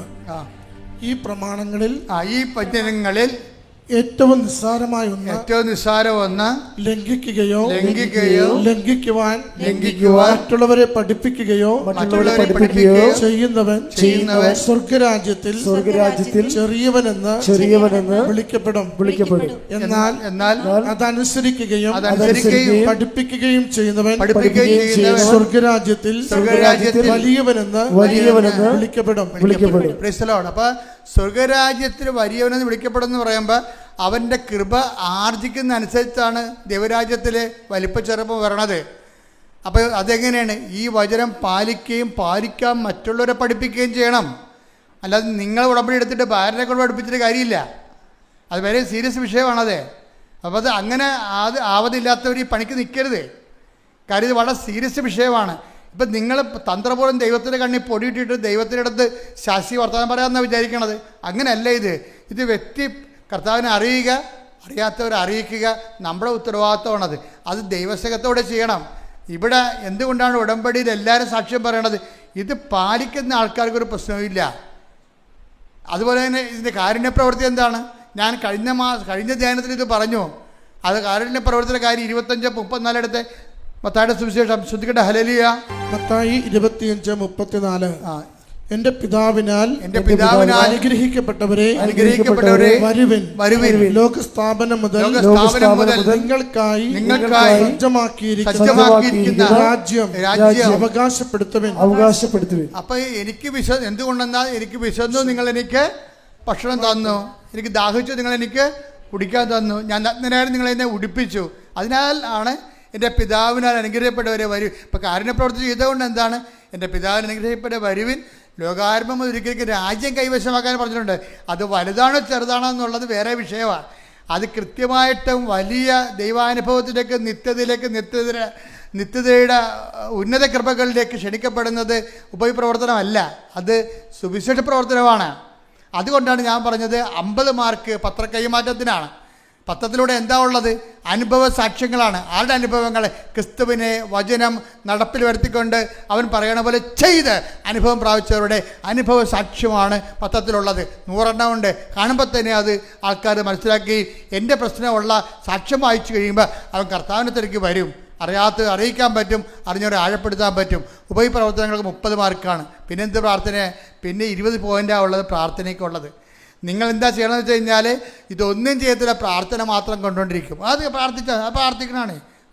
നിങ്ങൾക്കറിയാൻ പറഞ്ഞിട്ടാണ് ഞാൻ വിശ്വാസ പ്രമാണം എഴുതിയിരിക്കണം. അതിൻ്റെ അകത്ത് വിശ്വാസ പ്രമാണം എല്ലാവർക്കും അറിയാം, സ്വർഗസ്ഥരാപിത എല്ലാവർക്കും അറിയാം, നന്മ അറിഞ്ഞ പറയും എല്ലാവർക്കും അറിയാം, ജപമാല എല്ലാവർക്കും അറിയാം ശരിക്കും. പക്ഷെ അതിൻ്റെ എല്ലാം ചെല്ലിയാലും നമുക്ക് വരുന്നത് എന്താണ്? അതെല്ലാം ചെല്ലണം. എന്താണ്? കഴിഞ്ഞ നേരത്തെ ഞാൻ പറഞ്ഞായിരുന്നു, വെള്ളം കുടിക്കാൻ ജീവിക്കാൻ പറ്റുമോ? ഡീഹൈഡ്രേഷൻ ഉണ്ടാവും, കരളുപാട്, കിഡ്നി ചുങ്ങിപ്പോവും, ചത്തുപോവും. അപ്പോൾ പ്രാർത്ഥനയില്ല ജീവിക്കാൻ പറ്റത്തില്ല. പ്രാർത്ഥന വെള്ളം പോലെയാണ്. പക്ഷേ നമ്മൾ ജോലി ചെയ്യണമെങ്കിൽ ഗുരുത്വമുള്ള ഭക്ഷണം വേണം, ന്യൂട്രീഷനായിട്ടുള്ള ഫുഡ് വേണം. അതിനാണ് ഉപവിപ്രവർത്തനങ്ങളും സുവിശേഷ വേലയെന്ന് പറയണത്. അപ്പം അതുകൊണ്ട് ഇതിൻ്റെ എല്ലാം കറക്റ്റായിട്ടാണ് ഉടമ്പടിയിലുള്ളത്. ഷിബിൻ ഇതെല്ലാം കൃത്യമായിട്ട് ചെയ്യുന്ന ആളാണ്. അതുകൊണ്ടാണ് ഹിന്ദി പത്രവും ഇംഗ്ലീഷ് പത്രവും മേടിച്ചിട്ട് ഇന്ത്യ മുഴുവനും പറ്റുന്ന സ്ഥലങ്ങളെല്ലാം ആ മനുഷ്യൻ കൊണ്ടേ കൊടുക്കണത്. കൊടുത്തിട്ട് ഒരു ദിവസം ഷിബിൻ നാട്ടിൽ വരുമ്പോൾ ഷിബിനോട് ഇപ്പം നമ്മൾ സത്യസന്ധരാണെന്ന് പറഞ്ഞാൽ അമ്മ ഉടനെ ഇടപെടും. നമ്മൾ ദൈവം ഇടപെടാത്തതിൻ്റെ കാര്യം എന്തറിയാവോ? നമ്മൾ ഉടമ്പടി സത്യസന്ധരല്ലാത്തത് കൊണ്ടാണ്. ഷിബിൻ ഉടനെ നാട്ടിൽ വന്നപ്പോൾ പരിശുദ്ധമ്മ പറഞ്ഞു, മോനെ അവിടെ കൊണ്ട് ഉപ്പിടാൻ പറഞ്ഞു. ആ പറമ്പ് വഴിയിലല്ല ഉപ്പിടാൻ പറഞ്ഞു. അവനവിടെ കൊണ്ട് വിശ്വാസപ്രമാണം ചൊല്ലി ആ വഴിയില്ലാത്ത സ്ഥലത്ത് കൊണ്ടുപോയി ഉപ്പിട്ട് വെച്ച് പിറ്റേ ദിവസം 20 കൊല്ലമായി ആ വീട്ടിൽ കയറി ഇറങ്ങണത്. ആ മനുഷ്യനോട് ഇന്നവൻ, ചേട്ടാ ഇത്തിരി വഴി കിട്ടാൻ വല്ല മാർഗ്ഗമുണ്ടോ? ഞാനിത് 20ാമത്തെ കൊല്ലമാണ് വരണത്. അപ്പോൾ ഉടനെ ചേട്ടൻ പറഞ്ഞ്, ഞാൻ പണി ചെയ്യാം, നിനക്ക് വഴി തരാം. പക്ഷേ അതെങ്ങനെ തരും? സൈഡിൽ കൂടി തരാം. അത് തോടാണത്, അതിന് നികർത്തിയെടുത്തോളാൻ പറഞ്ഞു. അപ്പോൾ വഴി കിട്ടുമെന്നായി. പക്ഷേ എന്താണ്? നികർത്തിയെടുക്കുക. അപ്പം നികർത്തിയെടുക്കുമ്പോൾ എത്രയാവും? 26 ലക്ഷം രൂപയാവും. തോട് നികർത്തണ്ടേ? അപ്പോൾ 26 ലക്ഷം രൂപ കടമുണ്ട്. പറമ്പ് വിറ്റത്തിൽ 15 കൂടെ കിട്ടുമായിരിക്കും. പക്ഷേ എന്നാലും അത് വലിയ പാടാണ്, ഒന്നും മിച്ചമുണ്ടാകത്തില്ല കയ്യിൽ. അപ്പോൾ ഉടനെ എന്നാലും നാളെ അത് നികർത്താവുന്ന രീതിയിൽ തന്നെ ഇവൻ തീരുമാനിച്ചു. അപ്പം നികർത്തൽ എവിടെ തൊട്ട് എവിടം വരെയാണ് നികർത്തേണ്ടതെന്ന് കാണിക്കാൻ വേണ്ടി പിറ്റേ ദിവസം ഈ ലാൻഡ് ഓണർ വരും. ലാൻഡ് ഓണർ വരുമ്പോൾ ലാൻഡ് ഓണർ നികർത്തണ സ്ഥലത്ത് വന്ന് നിന്നേച്ചും തിരിഞ്ഞ് നടന്ന് പോകും. അപ്പോൾ ഷിബിം ഈ പട്ടാളക്കാരൻ വിളിക്കും, ചേട്ടാ ഇവിടെയല്ലേ ഇന്നലെ വഴി തരാമെന്ന് പറഞ്ഞത്, ഇനി ഇയാൾ ഇതിൻ്റെ ഐഡിയാന്ന് മാറിയാന്നറിയാൻ വേണ്ടി പുള്ളി ആശങ്കയോടെ വിളിക്കും, ചേട്ടാ ഇവിടെയാണല്ലോ പറഞ്ഞത് എന്ന് പറഞ്ഞ് വെച്ചും ഈ ലാൻഡ് ഓണർ ജോലി ആ പറമ്പിൻ്റെ ഉടമസ്ഥൻ അറിയാതെ ഇവൻ ഉപ്പിട്ട സ്ഥലത്ത് പോയി നിൽക്കും. എന്നിട്ട് പറയും, നിനക്ക് ഇവിടുന്ന് വഴി തരാമെന്ന് പറയും. ഇതാണ് കൃപാസനം മാതാവെന്ന് പറയണത്. ഷിബിൻ എവിടെയാണ് കൊണ്ട് ഉപ്പിട്ടത് അവിടെ കൊണ്ടുവന്ന് മാതാവ് ഈ ലാൻഡ് ഓണറിനെ കൊണ്ട് നിർത്തിയിട്ട് അവിടുന്ന് വഴി അളന്ന് കൊടുക്കും. ഇപ്പോൾ ഇതൊക്കെ മനസ്സിലായില്ലേ? 20 കൊല്ലമായി നടക്കുന്നത്. ഇത് നോട്ട് ബൈ മെറിറ്റ് വർക്ക് ചെയ്യണത്. ഇവൻ ഉടമ്പടി സത്യസന്ധനാണ്. അവൻ്റെ ഉടമ്പടി അമ്മ ഏറ്റെടുത്തിരിക്കുകയാണ്. ഉടമ്പടി എടുത്തിട്ട് കാര്യമില്ല, അമ്മ അത് ഏറ്റെടുക്കണം. അമ്മയ്ക്ക് തോന്നണം നിങ്ങൾ ചെയ്തിരിക്കുന്ന കാര്യങ്ങൾ ദൈവത്തിന് വേണ്ടിയാണ്, സത്യസന്ധമാണെന്ന്. അങ്ങനെ ഒരു നിമിഷം ദൈവത്തെ കൊണ്ട് തോന്നിപ്പിക്കാൻ ഇടയായ പിന്നെ നിങ്ങൾക്ക് തിരിഞ്ഞു നോക്കേണ്ടി വരത്തില്ല. ശ്രുതിക്കട്ടെ ഹല്ലേലൂയ. വഴി കിട്ടിക്കഴിഞ്ഞപ്പോൾ എൻ്റെ സ്വർഗം കിട്ടിയ പോലെ. പക്ഷെ ഇത് ഇനി വിറ്റ് മാറ്റാൻ വേണ്ടി ഈ ലീവിന് മുമ്പ് വിറ്റ് മാറ്റിയിട്ടല്ല ജപ്റ്റിനടന്ന് രക്ഷപ്പെടണം. ജപ്റ്റി ഡേറ്റ് വന്നിരിക്കണല്ല. നമുക്ക് വഴി കിട്ടിയാലും വിറ്റ് മാറ്റില്ല ജപ്റ്റ് ചെയ്ത് പോകുമല്ലോ. അപ്പോൾ കുടുങ്ങിയൊക്കെ കിടക്കണതാണ്. അങ്ങനെ ജിബിൻ രണ്ടാമത് ഇത് പുതുക്കാൻ വേണ്ടി വന്നപ്പോൾ എന്നെ വന്ന് കണ്ട്. അപ്പോൾ ഞാൻ ജിബിൻ്റെ ഈ കേസ്, എനിക്ക് ഈ കേസ് കൊണ്ടൊന്നും അറിയത്തില്ലല്ലോ. ഞാൻ കിട്ടിയ പേപ്പർ അങ്ങനെ എന്നെ കൊണ്ട് അമ്മയെടുത്ത് വെച്ചു. അത് 6 പേപ്പർ ഒരുമിച്ചാണ് വെക്കണത്. നിങ്ങൾ ഓർക്ക് എൻ്റെ പേപ്പർ അഡിറ്റായിപ്പോയി. അപ്പോൾ ആദ്യം വന്ന് നിൽക്കും, എന്തിനാണ് എൻ്റെ പേപ്പർ മുകളിലിരിക്കാൻ വേണ്ടി. അങ്ങനെയൊന്നും വേണ്ട. അമ്മ ഇത് പേപ്പർ കണ്ടു, അത്രയേ ഉള്ളൂ. ഈ പേപ്പർ വെച്ചപ്പോൾ തന്നെ ജിബിൻ്റെ കാര്യത്തിൽ തീരുമാനമായി. അമ്മ പറഞ്ഞ്, ഞാൻ അവൻ്റെ അടുത്ത് വന്നപ്പോൾ പറഞ്ഞ് 6 എന്ന് അമ്മ പറയുന്നുണ്ടെന്ന് പറഞ്ഞു. 6. അപ്പോൾ അതിൻ്റെ അകത്ത് മെസ്സേജായാണത്. അതിന് മെസ്സേജുണ്ട്. അതാണ് നമ്മൾ സത്യസന്ധരാണെങ്കിൽ ദൈവം പ്രസൻസ് ഉണ്ടാവും. നമുക്ക് ദൈവത്തെ കാണുന്നില്ല, പ്രസൻസ് ഇല്ലെന്ന് പറഞ്ഞാൽ എന്താണെന്ന് അറിയാമോ? നിങ്ങളെ ഉടമ്പടി സത്യസന്ധരാണെങ്കിൽ ഉടമ്പടിയുടെ ഉള്ളതാണ് ഈ മഴവില്ലും സുഗന്ധാഭിഷേകവും അതുപോലെ തന്നെ പേരും ദർശനവും സ്വപ്നവും. ഉടമ്പടിയെല്ലാം വൃത്തിയാണെങ്കിൽ പ്രസൻസ് വരും. എന്താണ്? I will come with you wherever you go. നീ എവിടെ പോയാലും ഞാൻ നിൻ്റെ കൂടെ വരും. പ്രസൻസാണത്. അത് വാഗ്ദാനത്തിലുള്ളതാണ്. അപ്പം അമ്മയുടെ ഇത് വെച്ചപ്പോൾ തന്നെ അമ്മ പറഞ്ഞു 6 എന്ന് പറയാൻ പറഞ്ഞു. ഞാൻ ഷിബിനോട് പറഞ്ഞു 6 എന്ന് പറയുന്നുണ്ട്. അപ്പോൾ ഷിബിൻ എന്നോട് ചോദിച്ച് ഡേറ്റാണോ അക്ഷരമാണോ? അപ്പം ഞാൻ അറിയത്തില്ല, വെയിറ്റ് എന്ന് പറഞ്ഞു. വെയിറ്റ് എന്ന് വെച്ചതിൻ്റെ അർത്ഥം എന്താണ്? വെയിറ്റ് ഇൻ കവനൻ്റ് എന്നതിൻ്റെ അർത്ഥം നീ ഉടമ്പടിയിൽ ജാഗ്രതയോടെ വെയിറ്റ് ചെയ്യുക, സമയമാകുമ്പോൾ അമ്മ അറിയിക്കുമെന്ന് പറഞ്ഞു. അപ്പോൾ ഒരു 6 കഴിഞ്ഞ് പോയി, പിന്നെ ഒരു 16 കഴിഞ്ഞ് പോയി, 26 കഴിഞ്ഞ് പോയി, ഇപ്പം കിട്ടും, എല്ലാം 6 ഉണ്ടല്ലോ നിൽക്കണം, ആരും വന്നില്ല. പക്ഷേ ഒരു 6-ാം തീയതി 6 മാസം കഴിഞ്ഞ് 6-ാം മാസം ആയപ്പോൾ ആൾ വന്നു, സ്ഥലമെടുത്തതിന് ശേഷം ഒപ്പിട്ടപ്പോഴാണ് മനസ്സിലാകണത് അയാളുടെ പേര് 6-ലാണ് തുടങ്ങണത്. ആ ഒപ്പിട്ടതിൻ്റെ ആളിൻ്റെ പേരും 6-ആണ്, വന്നിരിക്കുന്നതും 6-ാം മാസമാണ്. എന്ന് വെച്ച് കഴിഞ്ഞാൽ ഈ പേരിൻ്റെ കാര്യമാണ്. അതായത് ദൈവം നമുക്ക് അടയാളം തരുന്നതിൻ്റെ ഉദ്ദേശം എന്ന് വെച്ച് കഴിഞ്ഞാൽ അത് ദൈവമാണ് ഇതിനകത്ത് ഇടപെട്ടിരിക്കണമെന്നുള്ളത് നമ്മളെ ബോധ്യപ്പെടുത്താൻ വേണ്ടിയാണ് അടയാളം തരണത്. അല്ല നിങ്ങളെ സന്തോഷിപ്പിക്കാനല്ല, അത് ചിലപ്പോൾ ഉണ്ടാകാം. പക്ഷേ ദൈവമാണ് ഇതിൻ്റെ അകത്ത് ഇടപെട്ടിരിക്കുന്നത്, വേറെ ആരുമല്ല. ഇത് നോട്ട് ബൈ മെറ്റലാണ് വർക്ക് ചെയ്തിരിക്കുന്നത്. പക്ഷേ ഇതിൻ്റെ പ്രശ്നം, ഷിബിൻ്റെ റിസ്ക് എന്താ? ദൈവത്തെ ഒരിക്കലും അനുഭവിച്ച് കഴിഞ്ഞാൽ പിന്നെ ഒരു പ്രശ്നം വെച്ച് വേണ്ടത്, നമ്മുടെ മുമ്പിലുള്ള റിസ്ക് എന്ന് പറയുന്നത് ആ അരൂപി നമ്മൾ തുടരും. അതുകൊണ്ട് അത് നിങ്ങൾ ഉറപ്പ് വരുത്തണം. ഇന്ന് നിങ്ങളുടെ ജീവിതത്തിൽ അനുഭവം നടക്കും. ഇന്ന് ഞാനിപ്പം എൻ്റെ മാതാവ് പ്രത്യക്ഷപ്പെട്ട 2004 എന്നാണ് മാതാവ് പ്രത്യക്ഷപ്പെട്ടത്. അപ്പം ഞാൻ എവിടെയാണ് നിന്നത്? അവിടെ തന്നെയാണ് ഇപ്പോഴും ഞാൻ നിൽക്കുന്നത്. ആ കർത്താവിൻ്റെ ദിവ്യകാരുണ്യം ഇപ്പോഴും ഇവിടെ ഇരിപ്പുണ്ട്, അമ്മയുടെ സാന്നിധ്യം ഇവിടെ ഉണ്ട്. ഇവിടെ നിന്ന് ഞാൻ പറയുകയാണ്, നിങ്ങൾ ഉടമ്പടിയിൽ ഇന്ന്, ഉടമ്പടിക്ക് ശേഷവും നിങ്ങളുടെ കാലാവധിക്ക് ശേഷവും നിങ്ങൾ ഉടമ്പടി തന്നെ ദൈവത്തിൻ്റെ സ്നേഹത്തെ പ്രതി സാക്ഷിയായിട്ട് ജീവിക്കും. ദൈവത്തിന് പ്രയോജനമുള്ളൊരു ജന്മമായിട്ട് ദൈവത്തിൻ്റെ സുവിശേഷ സാക്ഷിയായി ഞാൻ ജീവിക്കുമെന്ന് ദൈവത്തിൻ്റെ വാക്ക് വൃത്തിയായിട്ട് കൊടുത്തു കഴിഞ്ഞാൽ ഇന്ന് നിങ്ങൾക്ക് അടയാളം കിട്ടും. ശ്രദ്ധിക്കട്ടെ. ഉടമ്പടി എടുക്കുന്നതിനേക്കാൾ പ്രശ്നമാണ് ഉടമ്പടി ദൈവത്തെ കൊണ്ട് ഏറ്റെടുപ്പിക്കണത്. ഏറ്റെടുപ്പിക്കാനുള്ളൊരു മാർഗം ഇതാണ് ഇപ്പോൾ പറയണത്. എന്താ കാര്യം? നിങ്ങൾ ഉടമ്പടി ജീവിക്കുമെന്ന് ദൈവത്തിനൊരു വൃത്തിയുള്ള വാക്ക് കൊടുക്കണം.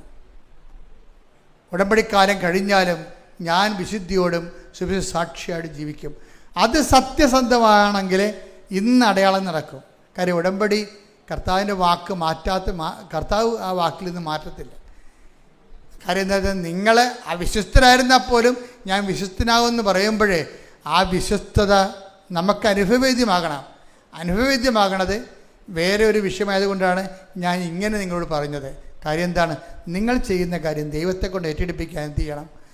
ഞാൻ എക്കാലവും ദൈവത്തിന് 90 ദിവസമല്ല പ്രായം, അവൻ നിത്യത വരെ. അപ്പം നിങ്ങൾ എൻ്റെ കർത്താവ് നീ എന്നെ സഹായിക്കണം. എനിക്ക് ജീവിതകാലം മുഴുവൻ ഉടമ്പടി ജീവിക്കാൻ ആഗ്രഹമുണ്ട്. അതിനിവിടെ ആലപ്പുഴ വരണമെന്ന് നിർബന്ധമുണ്ടോ? ഒരു നിർബന്ധവുമില്ല. ജീവിതകാലം മുഴുവൻ ആലപ്പുഴ വരണമെന്ന, പേപ്പർ വായിക്കണമെന്ന, ക്യൂ നിൽക്കണമെന്ന ഒന്നും നിർബന്ധമില്ല. നിങ്ങൾ ദൈവത്തിൽ എന്താ പറയേണ്ടത്? ഞങ്ങൾ ആലപ്പുഴയായാലും അയർലൻഡിലായാലും ഞങ്ങൾ ദൈവതിരുസന്നിധിയിൽ വിശുദ്ധിയോടെ സുവിശേഷത്തിൻ്റെ സാക്ഷിയായിട്ട് ഉടമ്പടി ഇതുപോലെ തുടർന്ന് ജീവിക്കും. ശ്രദ്ധിക്കട്ടെ. ഹല്ലേലൂയ. രോഗസൗഖ്യ പ്രാർത്ഥനയുടെ സമയമാണ്. കൈകൾ മാറ്റി മാറ്റി വെക്കണം. നെഞ്ചിൽ വെക്കണം, വയറിൽ വെക്കണം, കഴുത്തിൽ വെക്കണം. എവിടെയൊക്കെ ഇപ്പോൾ സ്പോണ്ടിലോസിസ് അസുഖമുള്ളൊരു പിൻകഴുത്തിൽ വെക്കണം, തൈറോയിഡിൻ്റെ അസുഖമുള്ള കഴുത്തിൽ വെക്കണം.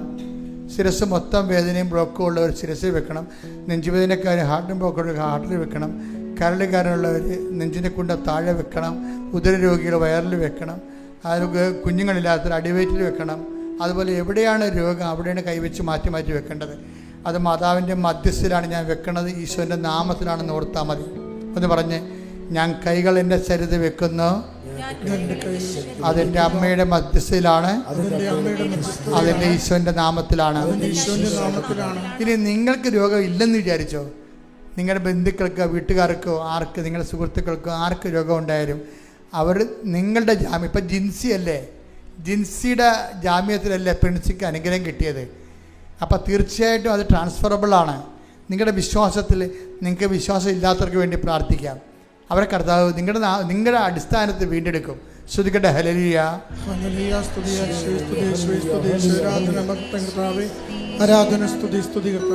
പരിശുദ്ധ പരമ ദിവ്യകാരുണ്യത്തിന് മക്കളെ, നിങ്ങൾ കൈകൾ മാറ്റി മാറ്റി വെച്ചുകൊണ്ടിരിക്കണം. അച്ഛൻ പ്രാർത്ഥിച്ചുകൊണ്ടേയിരിക്കും. ഞാൻ ജനറലായിട്ട് പ്രാർത്ഥിച്ചുകൊണ്ടിരിക്കും. ചിലപ്പോൾ ഓരോ വിഷയങ്ങൾ പറഞ്ഞ് പ്രാർത്ഥിക്കും. അപ്പം അതനുസരിച്ച് മക്കൾ ഈ വളരെ ജാഗ്രതയുള്ളവരായിരിക്കണം. കർത്താവ് നിങ്ങൾ തൊടുന്ന അടിപ്പിണർ പോലെ വൈതാഖാലം പോലെ ദൈവികമായ ശക്തി ഓർക്കുക. അപ്പം മാതാവ് ജീവനോടെ പ്രത്യക്ഷപ്പെട്ട അൾത്താറിൽ കർത്താവ് ദിവ്യകാരുണ്യം ജ്വലിച്ചു നിൽക്കുന്ന സ്വർഗീയമായ നിമിഷങ്ങളിലേക്ക് നിങ്ങൾ വിളിക്കപ്പെട്ടിരിക്കുന്നത് നിങ്ങൾ വന്നതല്ല, നിങ്ങളെ കർത്താവ് വരുത്തിയതാണ്. അതുകൊണ്ട് തന്നെ ദൈവത്തിൻ്റെ കൃപയിലാണ് നിങ്ങൾ സ്തുതിക്കട്ടെ. ഹല്ലേലൂയ. എൻ്റെ കർത്താവിൻ്റെ ഉന്നതമായ നാമത്തിൽ, സഭയുടെ അധികാരത്തിൽ, കുരിശിൻ്റെ അടയാളത്തിൽ, ദൈവത്തിൻ്റെ ശക്തിയാൽ ഞാൻ അങ്ങയുടെ മക്കൾക്ക് വേണ്ടി പ്രാർത്ഥിക്കുന്നു. കർത്താവ് നിന്റെ തിരുമുറുപാർന്ന് വലതുകരം അങ്ങയുടെ മക്കളുടെ ശിരസ് വെക്കണേ പ്രാർത്ഥിക്കുന്ന അനുഗ്രഹത്തിൻ്റെ അത്ഭുതകരം അങ്ങയുടെ മക്കളുടെ ശിരസ് വെക്കണേ പ്രാർത്ഥിക്കുന്ന കർത്താവ് ശിരസിൽ വെക്കണമേ. കർത്താവ് ശിരസിന് ബ്ലോക്കുള്ളവരെ, ശിരസ് ക്യാൻസർ ഉള്ളവരെ ഇപ്പോൾ കർത്താവ് നീ സ്പർശിക്കണമെന്ന് പ്രാർത്ഥിക്കുന്ന കർത്താവ് ദൈവത്തിൻ്റെ കണ്ണ് സ്പർശിക്കട്ടെ. ദൈവത്തിൻ്റെ ശക്തിയിലേക്ക് അടിപ്പിണർ പോലെ വൈദാക്കാലം പോലെ ദൈവികമായ ശക്തിയിലേക്ക് ഒഴുകട്ടെ. കർത്താവേ ഈ നിമിഷം സ്പർശിക്കണേ കർത്താവേ. ഉദര രോഗികളെ സ്പർശിക്കണമേ കർത്താവേ. ഉദര രോഗികൾ, ഉദരത്തിൽ പുണ്ണുള്ളവർ കർത്താവ്, അൾസർ രോഗികളെ സ്പർശിക്കണേ കർത്താവേ. അൾസർ രോഗികളെ സ്പർശിക്കണേ കർത്താവേ. അരസസ് രോഗികളെ സ്പർശിക്കണമേ കർത്താവേ. നടുവേദനക്കാരെ സ്പർശിക്കണമേ കർത്താവേ. കുടലിപ്പ് കുരുക്കുള്ളവരെ സ്പർശിക്കണേ കർത്താവേ. കോളം രോഗികളെ സ്പർശിക്കണേ കർത്താവേ. ഈശോ എല്ലാ മക്കളെയും ശബ്ദ നിന്റെ ദൈവികമായ ശക്തി കൊടുക്കട്ടെ കർത്താവേ. കരരോഗികളെ സ്പർശിക്കണമേ, ഉദര രോഗികളെ സ്പർശിക്കണമേ, ഹൃദയ രോഗികളെ സ്പർശിക്കണമേ, തൈറോയ്ഡ് രോഗികളെ സ്പർശിക്കണമേ. യേശുവിന്റെ നാമത്തിൽ അപ്പാ അങ്ങേപ്പുത്രൻ യേശു ക്രിസ്തുവിന്റെ നാമത്തിൽ അപ്പാ കൈകൾ നീട്ടണമേ. അങ്ങേപ്പുത്രൻ യേശു ക്രിസ്തു നാമത്തിൽ അടയാളം സംഭവിക്കട്ടെ. അപ്പാ സ്വർഗീയപ്പാ അങ്ങേപ്പുത്രനായ യേശു ക്രിസ്തു നാമത്തില് നടുവേദനകള്, കിഡ്നി രോഗങ്ങള്, ഹൃദയ രോഗങ്ങള്, മക്കളില്ലാത്തവര്, വിവാഹമൊത്തു വരാത്തവര്, ജോലിയില്ലാത്തവര്, സാമ്പത്തിക തകർച്ചയുള്ളവര്, മക്കളെ കുറിച്ച് വേദന അനുഭവിക്കുന്നവര്, കേസാക്കപ്പെട്ടിരിക്കുന്നവര്, ജയിലിലായിരിക്കുന്നവര്, തടസ്സങ്ങളുള്ളവര്, സമാധാനമില്ലാത്തവര്, യേശുവിന്റെ ഉന്നതമായ നാമത്തിൽ സഭയുടെ അധികാരത്തിൽ കുരിശിന്റെ അടയാളത്തിൽ ജീവിത ദുരിതങ്ങള്, ജീവിത തടസ്സങ്ങള്, എല്ലാ ജീവിത ദുരിതങ്ങള് യേശുവിന്റെ നാമത്തിൽ മാറിപ്പോകട്ടെ. ശ്രദ്ധിക്കട്ടെ.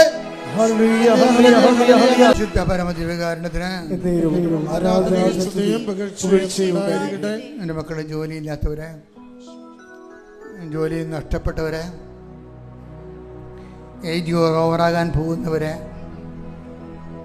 വിവാഹത്തിന് ഏജ് ഓവറായിരിക്കുന്നവരുണ്ട്, 39, 40, 45 വയസ്സൊക്കെ ഉള്ളവരുണ്ട്. അവരിവിടെ വിവാഹത്തിന് വേണ്ടി ഉടമ്പടി എടുത്തിട്ടുണ്ട്. അവരെല്ലാം ഈ പാനൽത്താരയിൽ ഓർക്കുന്ന കുടുംബത്തിലെ സാമ്പത്തിക ബാധ്യതകൾ വന്നിട്ടുള്ളവർ, വസ്തു വിൽക്കപ്പെടാത്തവർ, വസ്തുവുമില്ല, വീടുമില്ല, സ്ഥലവുമില്ലാത്തവർ, പോയി രക്ഷപ്പെടാൻ വേണ്ടി മക്കളുമില്ലാത്തവരുണ്ട്. ചിലക്കൊക്കെ മക്കളുണ്ട്, അവർക്ക് ജോലി കിട്ടുമെന്നുള്ള പ്രതീക്ഷ ഉണ്ട്. ചിലർക്ക് അതുപോലും ഇല്ലാത്ത പ്രതീക്ഷയില്ലാത്തവരുണ്ട്. ദൈവമാണ് അവരുടെ പ്രതീക്ഷ. കർത്താവെ നിൻ്റെ നാമത്തെ മഹത്വപ്പെടുത്തണമേ. കർത്താവെ സഭയിലുള്ള സാന്നിധ്യം നീ പ്രകടമാക്കണമേ. കർത്താവെ ഗതി പിടിക്കാൻ ഒരു പ്രതീക്ഷ ബുക്ക് പോലും വകയില്ലാത്തവരുണ്ട്. എബ്രാഹാം പോലും കർത്താവെ പ്രതീക്ഷയ്ക്ക് വകയില്ലാത്തവനായിരുന്നു. അതുപോലെ ഒരു പ്രതീക്ഷയ്ക്ക് രക്ഷപ്പെടാനുള്ള പ്രതീക്ഷയ്ക്ക് വകയില്ലാത്തവരുടെ പ്രതീക്ഷ അങ്ങ് തന്നെയാണെന്നുള്ള ബോധ്യം പരിശുദ്ധയുടെ മാധ്യസ്ഥ ലഭിക്കട്ടെ. ജോലിയില്ലാത്തവർ, വീടില്ലാത്തവർ, കുഞ്ഞുങ്ങളെ ഓർത്തുകൊണ്ട് പ്രയാസം നിൽക്കുന്നവർ, കുഞ്ഞുങ്ങൾക്ക് ഉന്നതമായ വിദ്യാഭ്യാസത്തിന് അഡ്മിഷൻ കിട്ടാത്തവർ, സമാധാനം ഇല്ലാത്തവർ, ജോലി ശമ്പളം തടഞ്ഞു വെച്ചിരിക്കുന്നവർ, ഉദ്യോഗം ഗവൺമെൻറ് അക്കാദമി പാസ്സാക്കാത്തവർ, അങ്ങനെ കേസാക്കപ്പെട്ടിരിക്കുന്നവർ, കോടതി കേസുകൾ നടന്നുകൊണ്ടിരിക്കുന്നവർ, സാമ്പത്തിക ബാധ്യതകൾ വിഷമങ്ങൾ അനുഭവിക്കുന്നവർ, എല്ലാ മേഖലകളിലും കൃപാസ്ഥാനത്താറ് ജീവനോടെ പ്രത്യക്ഷപ്പെട്ട പരിശുദ്ധയുടെ മാധ്യത്തിൽ യേശുവിൻ്റെ നാമത്തിൽ ജീവിത ദുരിതങ്ങൾ, ജീവിത തടസ്സങ്ങൾ യേശുവിൻ്റെ നാമത്തിൽ മാറിപ്പോകട്ടെ. ശ്രദ്ധിക്കട്ടെ.